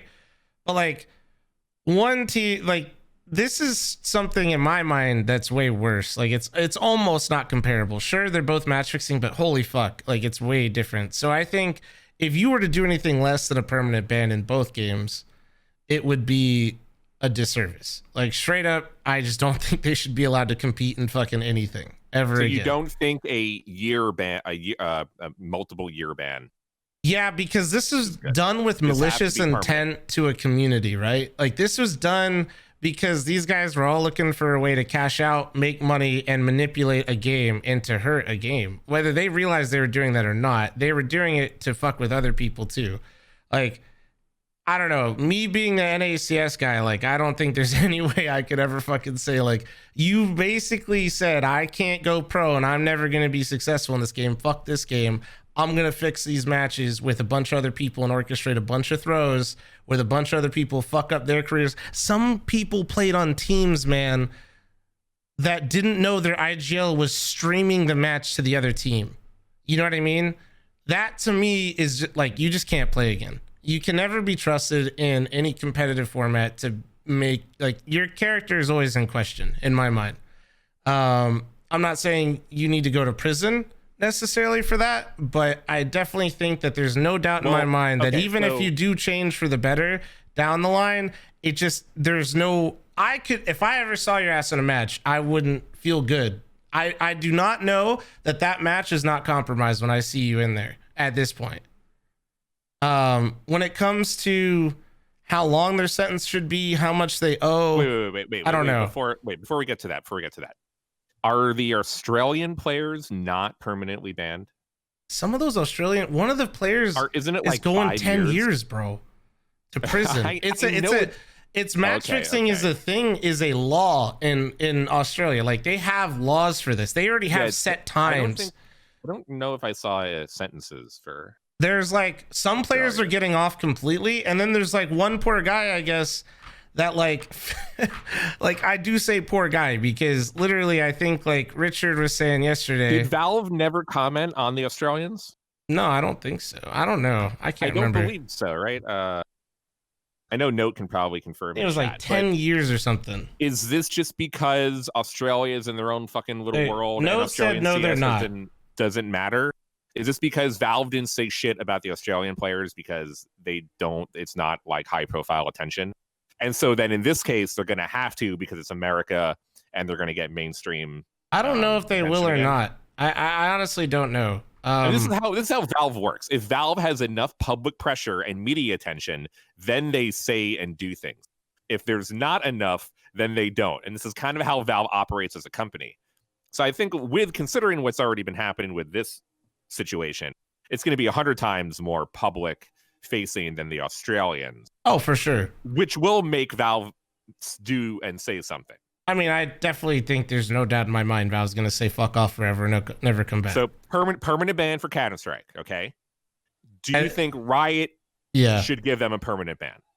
Yeah, because like I just said, maybe I shouldn't speak for everybody, but like I said, this situation is just very different where like if I were to like when I see these players competing, the ones that I assume are involved, I don't feel good. Like, I don't know if there is something malicious already happening. They could be fixing matches right now. What if, Slasher, they already knew, right, that there are people coming after them and they are still fixing matches even in Valorant? I'm not saying there is, okay?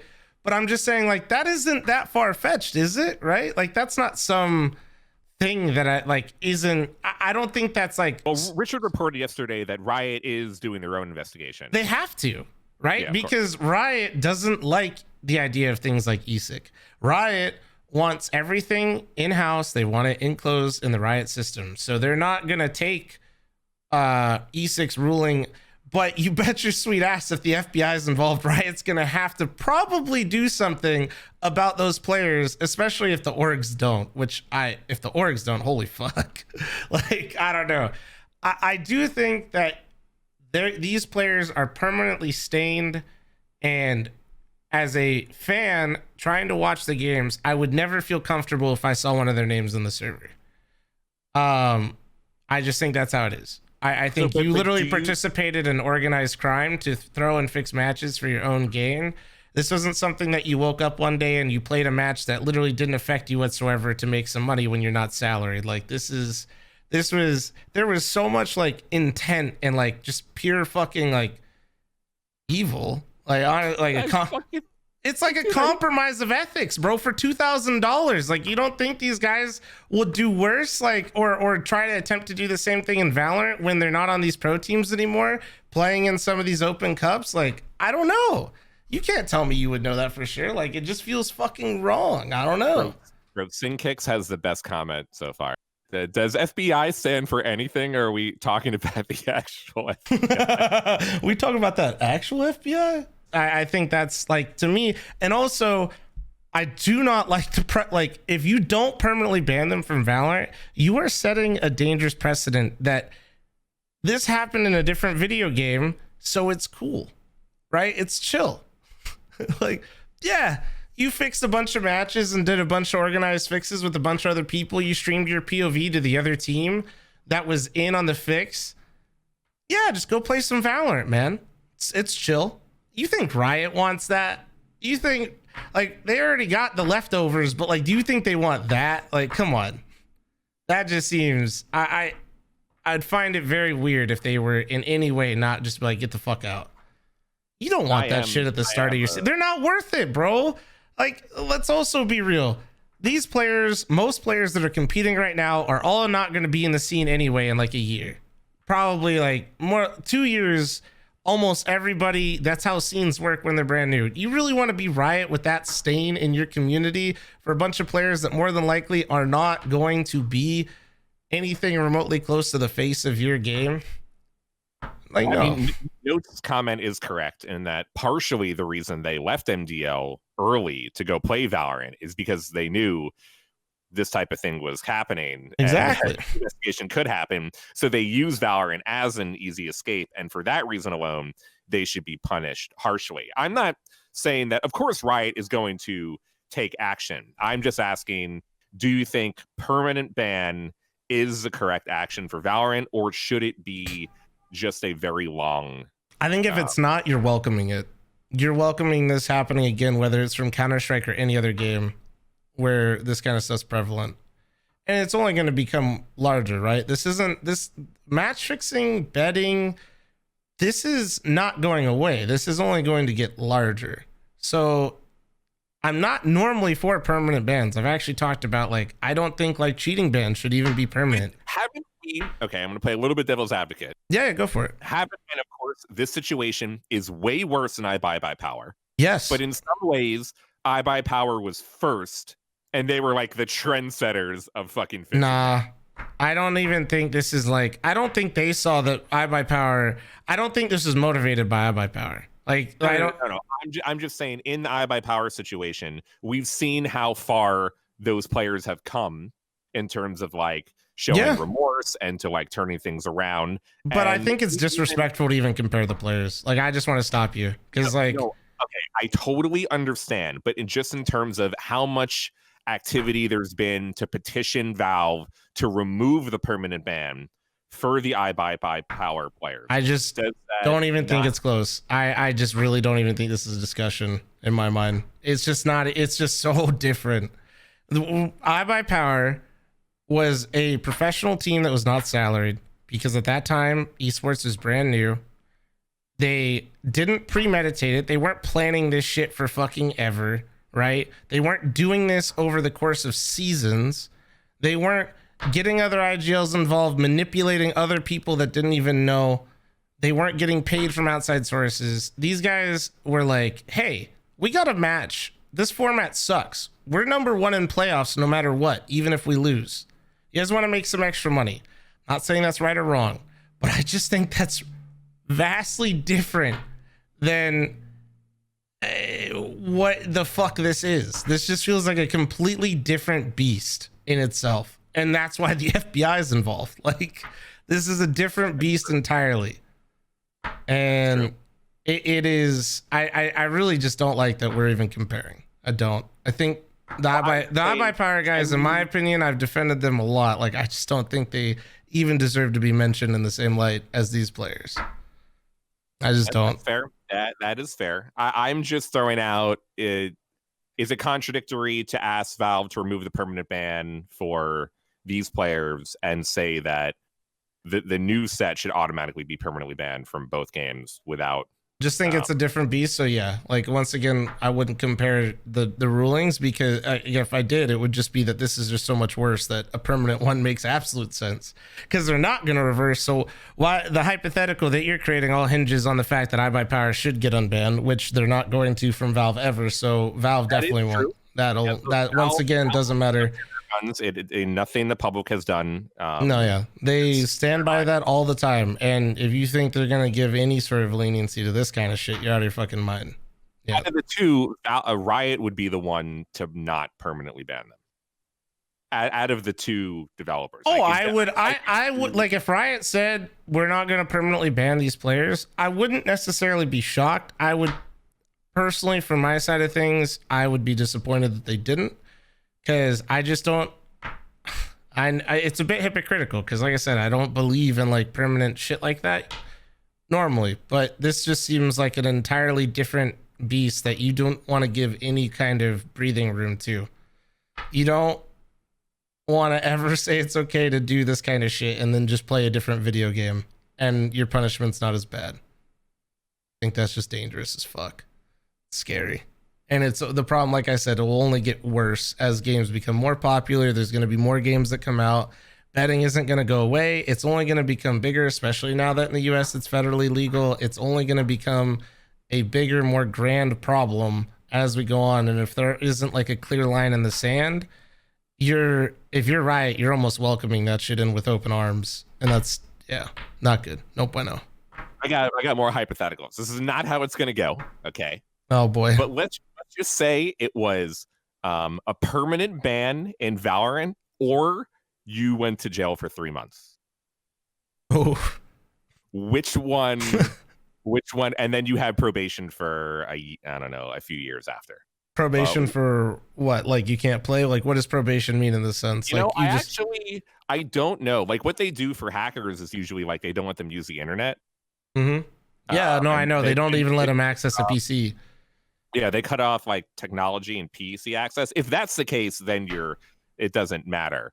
But let's just say they can still play and use the internet, but or like it's not a permanent ban, but it's like a I don't know, a 2-year ban plus jail time plus probation. At the end of probation, they could play or permanently banned from Valorant. I think I'm not invested enough to actually have an opinion this far.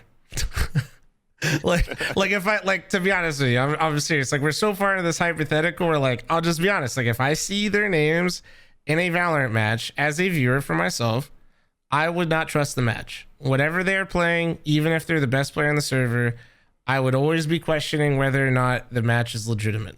No matter what they do, if it's not a permanent thing, that is just how I would feel if they're in the game. I would just very much question the integrity of the game while they're in there. Doesn't matter if it like that. That's how I would feel. I honestly don't even like saying it because I don't know which way I feel, to be totally honest with you. I think I'd be lying. I would be just saying what people want to hear, I guess, or whatever I thought people want to hear. But in all honesty, I don't know. I don't know what would be fair. Luckily, I don't have to make that decision. I can just comment on it after.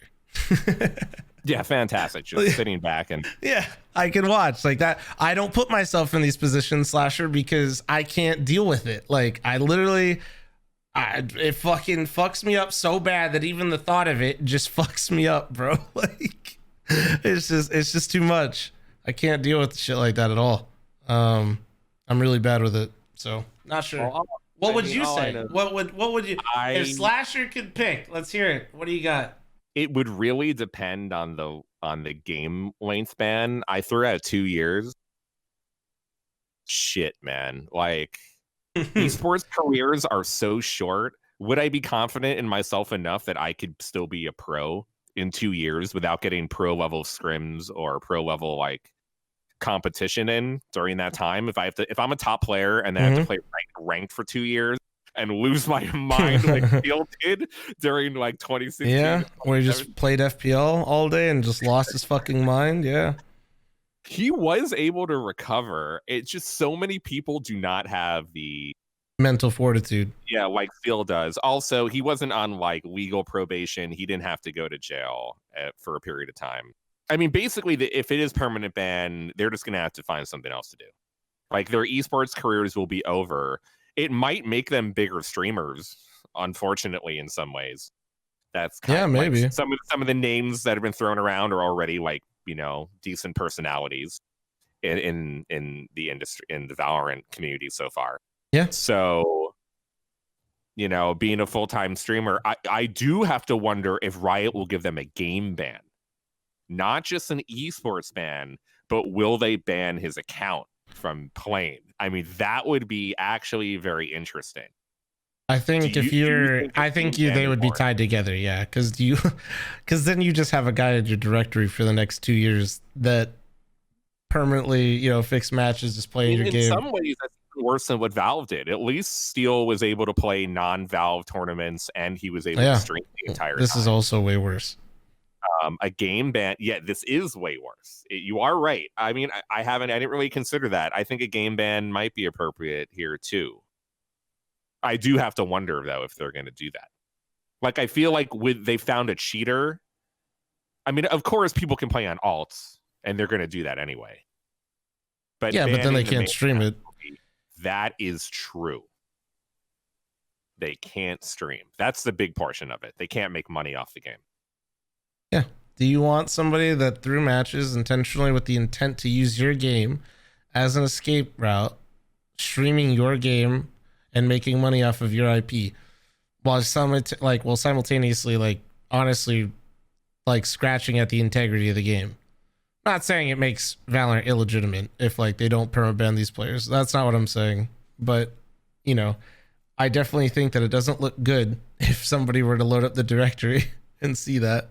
Imagine No, like you said, the person gets bigger and your biggest Valorant streamer is somebody that did that. I don't know, man. I don't know if that's what Riot really wants. Do you like the face of Valorant being Shroud, Myth, Pokey, and these others that are doing co-stream, or so and so that got banned for fixing hella matches? I mean, like for all the other examples people were throwing out there, like Jensen or Incarnation or Tyler One, they all were like toxic or they did other fucked up things. This is definitely 1,000 times worse than all of the other League of Legends toxicity and certain other fixing a match is worse than saying you're shit at the game a billion times and get it, and they got permabanned for that. So the only thing this is equal to is cheating, and even this in a legal way is definitely worse. Like they are breaking laws here. Cheating in a video game, I actually don't know the legal ramifications of everything, but I don't believe it's illegal in America to cheat in a game. Maybe cheating in a game for a lot of money, there would be legal ramifications, but we haven't seen that. So match fixing is definitely the worst that you could do. It would, I think it probably a game ban would be appropriate. Give me the full verdict, big guy. Hit me with it. Probably not. I would just quit. No, but what's your verdict? Judge Slasher, you made me have to do it, so what's yours? Yeah, I would just quit the game. No. I mean, I wouldn't go to. I would not take the jail option. No, but back to the original. Like, what's their sentence? What's are they banned from Val? All of it. Give me the. I think permanently banned from Valve. I would say permanently banned from Riot, but I know they have to send a message. I guess you permanently ban them and you permanently game ban them, or maybe the game ban is not permanent. Maybe the esports ban is permanent and the game ban is like 3 or 4 years. Okay. And it's not, and they let them come back eventually with remorse to try to fix their lives and show what they've done.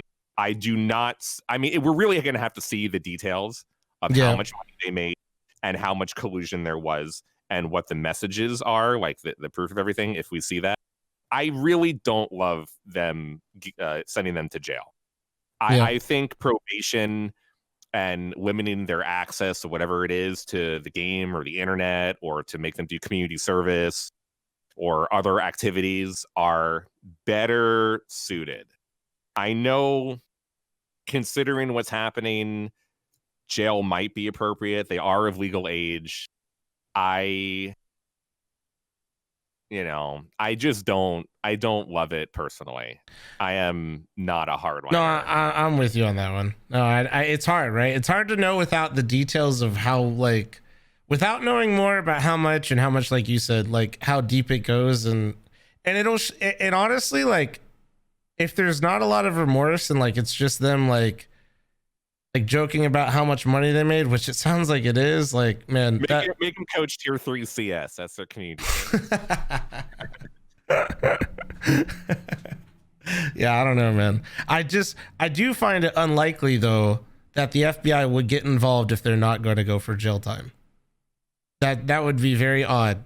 The FBI, to me, I feel like wouldn't go out of their way to get involved with this if there wasn't some sort of example they were trying to make, which is kind of terrifying for them. I don't know. Well, I'm sure the FBI, considering they were brought to the situation, they have to investigate. It has signs of enough organized activity that it warrants them being involved in the situation.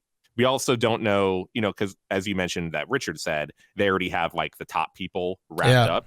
Maybe there has been or is going to be a deal that's made so that jail time is not part of this. Yeah. So that even though FBI is involved, considering who they might be going after and what they want to do here, maybe jail time is not recommended. Maybe ESIC. I would love to see. I don't know if he mentioned it during the interview, if he believes like these players should face jail time. I know it's really I don't think that's his place to like. I don't think that's a good look for him to say something like that, to be honest. I'm glad he hasn't. I hope he doesn't. You know, especially if the FBI is involved. At that point, just kind of let FBI do its thing, right? Like, just, yep, do your thing. We'll handle our space. You handle yours, kind of thing. Oh, yeah. It's honestly like the more we talk about it, I go from like at the start, I'm like, yeah, dude, get fucked. And then like at the end of it, I'm just like, bro, just like turn yourself in. So like, it's just not that bad. Like I'm just, would say willful ignorance, Nori, in terms of did the orgs not know about the criminal aspect of these players? They definitely knew what they knew something was up, was going on. Yeah. But they probably purposely did not look into the details so that they could be ignorant of what's happening. Yeah. They're going to go ahead and say, like, we were kind of aware, but we wanted to give them a shot. They're going to try to make it paint like there's some fucking white knight, like they were giving these, you know, peeps that were, you know, tossed aside unjustly before they got their, you know, their fucking sentence, we'll say. And they're like, not a good defense. That's going to be their narrative, though. I'm like, yeah, we wanted to take a chance. Oh, well, I love those ones. We just wanted to take a chance on a player. Fuck, that's what it's gonna be, man. I think something that I'd like to find out, and then maybe I'll even ask Richard, he might know, I'm not sure if you mentioned this, is did teams 100% know, and did the few specific owners, some big ones, get direct information from ESIC, or did they discuss with ESIC before signing the players? Or maybe were they given a heads up? I've been given heads up about players that previously played in our tournaments. I guarantee you an org did that were signing these players. If me running like little tier 2, tier 3 events is getting notified from people and getting warning signals from people trying to make sure that we're not compromising our tournaments, I absolutely believe that these orgs were all notified of the potential sketchy past and that they should be extremely careful of signing these players. I can speak from my own personal experience from that. Like, if I find it hard to believe that I would be getting notifications, and even if it wasn't the same person reaching out to me as it was the org owners, I find it just hard to believe that nobody told these owners or these managers, or let alone the fucking players on the teams, man. That's also what I'm disappointed in. I know a lot of these players, you know, knew something was up and they're fucking streaming, inviting them onto the team, like fucking open arms, baby, let's roll. Note says that Rich definitely did mention this to the teams. If the orgs knew before that this was going on, before they signed, then they absolutely should face public backlash. Like, I don't want to flame the Valorant players. Like, honestly, I'm friends with a lot of them, like genuinely, but a lot of them knew and were totally cool with them being on their team. And players too. Okay, well, you know, you're right. This is what I'm saying. Like, this touches the Valorant scene in a very nasty way, because this is like something that touches every org for the most part, every fucking player. They all knew, man. They're like, gave him a fucking hug, dude. Like, holy shit.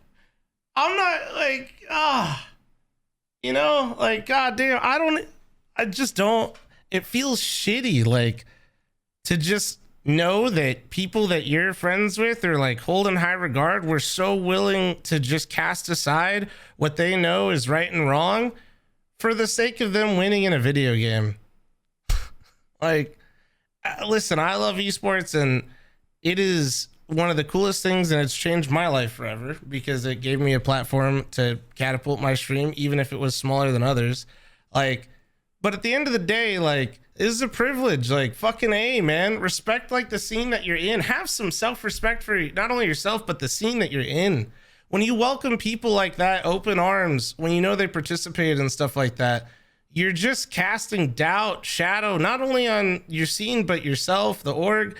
And hopefully for them and their fans, a lot of them aren't, like, based on what I've seen on the Valorant Reddit, I know that none of them will hold them in this way. But, like, I know, and that sucks. I wish I didn't.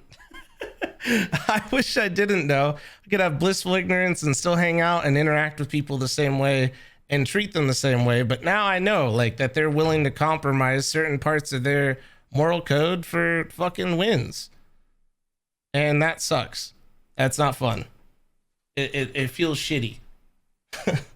Are you putting more blame on the org or the players, or is it equal for both now? I don't know. That's tough.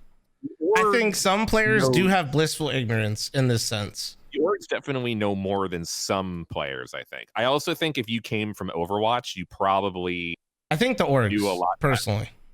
I think the orgs are held in a higher regard because I cannot truthfully say I know 100% what the players knew. I know that some knew more than others, but you know, just kind of like what Note was saying in chat, I know that Richard Lewis and other people absolutely told these orgs who they were potentially signing and the acts that they and the crimes that they committed in a different video game. The players, not so much. I think some players knew, some didn't. And that, so overall, I think more blame goes to orgs. I definitely think if you played in MDL and you were now a teammate with one of those players, those guys definitely deserve less sympathy than maybe if you were an Overwatch pro and you moved over, because you don't have maybe the same insight. But if you played an MDL, you fucking knew. If you played CS, you definitely knew more the potential, what was happening. And I had people reach out to me, like people that are like casters. I even had one org owner reach out, and I told them like I only like, they would ask me names and I would just simply say like, be careful, or like I would definitely talk to Richard about this kind of stuff. He's gonna have a lot more info, but it's definitely worth looking into, that kind of stuff. And if they were doing that, there's just no way, man. There's no way the orgs didn't know. No chance, no shot in hell that they at least didn't have a warning signal from somebody outside. People weren't just sitting on information and not telling others. You know, just because I won't sit here and name names and a lot of other people, because at the end of the day, unfortunately, you have to keep talking about it to make sure it doesn't get swept under the rug. But also, it's a very serious allegation that you don't want to just willy-nilly throw out names and shit like that. Especially if you even get one name wrong. It's so fucked up, especially somebody like myself or other people that have larger audiences. If you get one name wrong, you're tarnishing somebody's reputation, and that's like something you have to be very delicate with. So like, you know, those kinds of situations, I know it might seem like hypocritical for me to talk about how like these people shouldn't have signed these players, why simultaneously or others didn't just like, you know, start listing off names on a fucking Twitter rant like it's high school. But like, that is how it had to be done. There had to be time, but it had to also still be talked about so it didn't get swept under the rug. It was a very like delicate thing that you don't want to just, this isn't something you fuck around with. It's shitty, man. It really is shitty. It makes everybody look bad. It's not just like, this isn't just a Valorant problem. This isn't just a CS problem. This makes everything in esports look worse. Even if it's not an FPS game or whatever the fuck, it makes everything look bad, man. Even in context, it's like, again? Yeah. Again? Yeah, it just looks bad. Like, again, like, of course, this happened in Dota with 322 as an infamous meme now. Yeah. In the Dota with Solo and the Russian community. I would argue it happens in other scenes too, but nobody actually has the things that Counter-Strike has to go after it. It happened in Chinese Dota this past year. Valve with the former international champions newbie. The entire organization is now permanently banned from all future events because of fixing.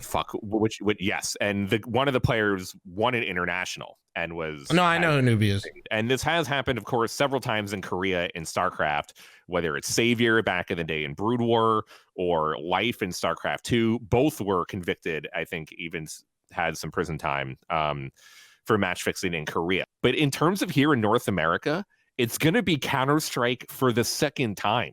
It's going to be the same fucking community and scene screwing up again, now even worse. It does make CS look really shitty. It does, and it makes Valorant as like the new esport that's kind of like leading the way for the industry. It does make it look really bad. Yeah. So it is really... I think when you put it in context of what I was saying with the orgs and the players that were letting these players come into their community with open arms, I think it's really bad. Like, personally, like that, I just find that terrible, man. Like, how are you gonna build the foundations of that scene with that? It's like a dirty kept secret among the entire community. Like, everybody's sitting there knowing the same information that I know and that everybody in CS knows, yet they get to walk around and get paid monthly salaries. It's so bizarre to me that like it wouldn't be seen that way. But a lot of people don't even think this is illegal. So like that's a whole, there's so many people that go around on the Valorant fucking like Twitter and Reddit saying that like these guys shouldn't even get in trouble because they're playing a different video game, and I want to put my head through a wall. So, you know, I know people don't see things the way that I do, I guess. So I'm the crazy one in that scenario. Luckily for the orgs and for Riot, I don't think a lot of people will make that connection or make it or see it that way. But yeah, I mean, you know, I definitely feel like even Richard or Thorin, they may take a very cynical approach to the industry, maybe more than I do in a lot of ways. And I do like to like go on TV and talk about how awesome and big esports is, because I want the overall. Yeah, you want it to be you want people to see it as a legitimate thing. Yeah, I mean, I want our industry to succeed. I want you know, people to think highly of esports. So I will, especially in mainstream context, go out there and kind of promote the industry overall and like all the good things that it's doing. But at the same time, like, you not only can you not ignore the underbelly fucked upness of things that are happening in the industry, whether it's match fixing or cheating or the abundancy of like racial slurs or sexual harassment or sexual assault or homophobia or any of the different types of fucked up things that are happening in gaming, but you have to put a spotlight on it.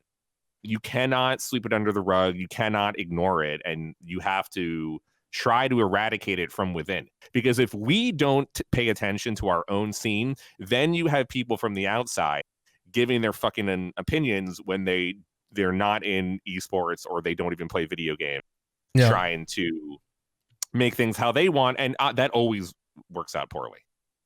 That always goes poorly. So we're the ones that are definitely going to have to always be very vigilant in the way that we handle our own industry.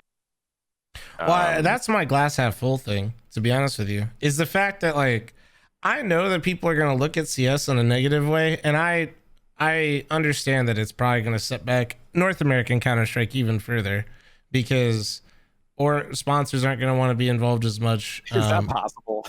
I mean, yeah, it is. Like, how much further down can we go? It's not a coincidence that at the start of this year, Premier went back to its name of Premier instead of being sponsored by Mountain Dew, because when you Google fucking MDL, these players, and that's the other thing, is like, this isn't just like repercussions. Like, these guys didn't just like ruin their own careers. They're ruining other people's shot, man. Like, they're taking away opportunities and chances from other players that will aspire to be better and want to be a professional player. They're taking away from those people. And it's so fucked. Like, it's actually like so messed up. And that's like, the glass half full is like, God damn, dude, do we have so many cool people in the scene that can find this stuff and eradicate it from our scene? But people are going to always just look at it as like CS bad. You know what I mean? And that's the real shame, is like, in reality, man, it's actually insane that we have people that are capable of tracking down fucking secondhand accounts using cryptocurrency and can get the FBI involved. Like, if anything, it shows you how capable the scene is of taking care of itself. Sure, it took longer than it should, but like, in a weird way, like, it to me is, you could look at it that way. Like, I try to look at it that way. I mean, yeah, these guys are fucking stupid. At least the iBuyPower guys, Deborn's girlfriend had to get really fucking mad at him and eventually give like locks. If Deborn's girlfriend never gets mad at Deborn, who fucking knows? Maybe they get away with everything. So these guys, total morons, but great job on the community and Note and Richard and Isaac and everybody else for doing the investigating and tracking all this Mims, shit down. don't forget Mims. Yeah, Mims too. Or you can just say Jeff. No, I don't know. I hope people realize that, like, I hope people look at it like glass half full. We're like, God damn, dude, like, they can handle their shit. Because, like I said before, sure, it's been mostly in CS and Dota. But if you don't think that it's the fact that other scenes aren't having anything like this, I hate to be that guy that, like, you know, is like, oh, what's got to be happening then? You just haven't caught it yet. But it does feel that way. Like, I find it very hard to believe that it would be very focused in just 2 games and not across multiple games, especially when so many illegal sites operate and host, you know, bets on games that even if they're not allowed to, and people participate in all the, there's going to be illegal sites, which means there's always going to be illegal bets happening, which means there's always going to be a motive for people to do this, whether it's Counter-Strike, Dota 2, League of Legends, whatever the fuck it might be, Valorant. Like, there's always going to be this potential. And people, instead of just like banning it once and like thinking it's gone forever, take a fucking lesson from Valve's mistakes. Like, what really deters this kind of stuff is knowing that there is people in place and a body in place that will catch you. I'm not saying that nobody will match fix ever again after this, but you bet your sweet ass I think it'll be an even harder decision for people to get to when you have people like Note and you have people like Mims, Richard Lewis, ESIC, and the fucking FBI will look into it if you don't. You know, that is a big takeaway from this, and how I feel about it. It's just like, bro, no way. I mean, people are stupid, so I'm sure someone will try it again, and I'm sure they'll continuously keep trying. But we have a lot of people that hopefully will catch it and make sure that it doesn't continue.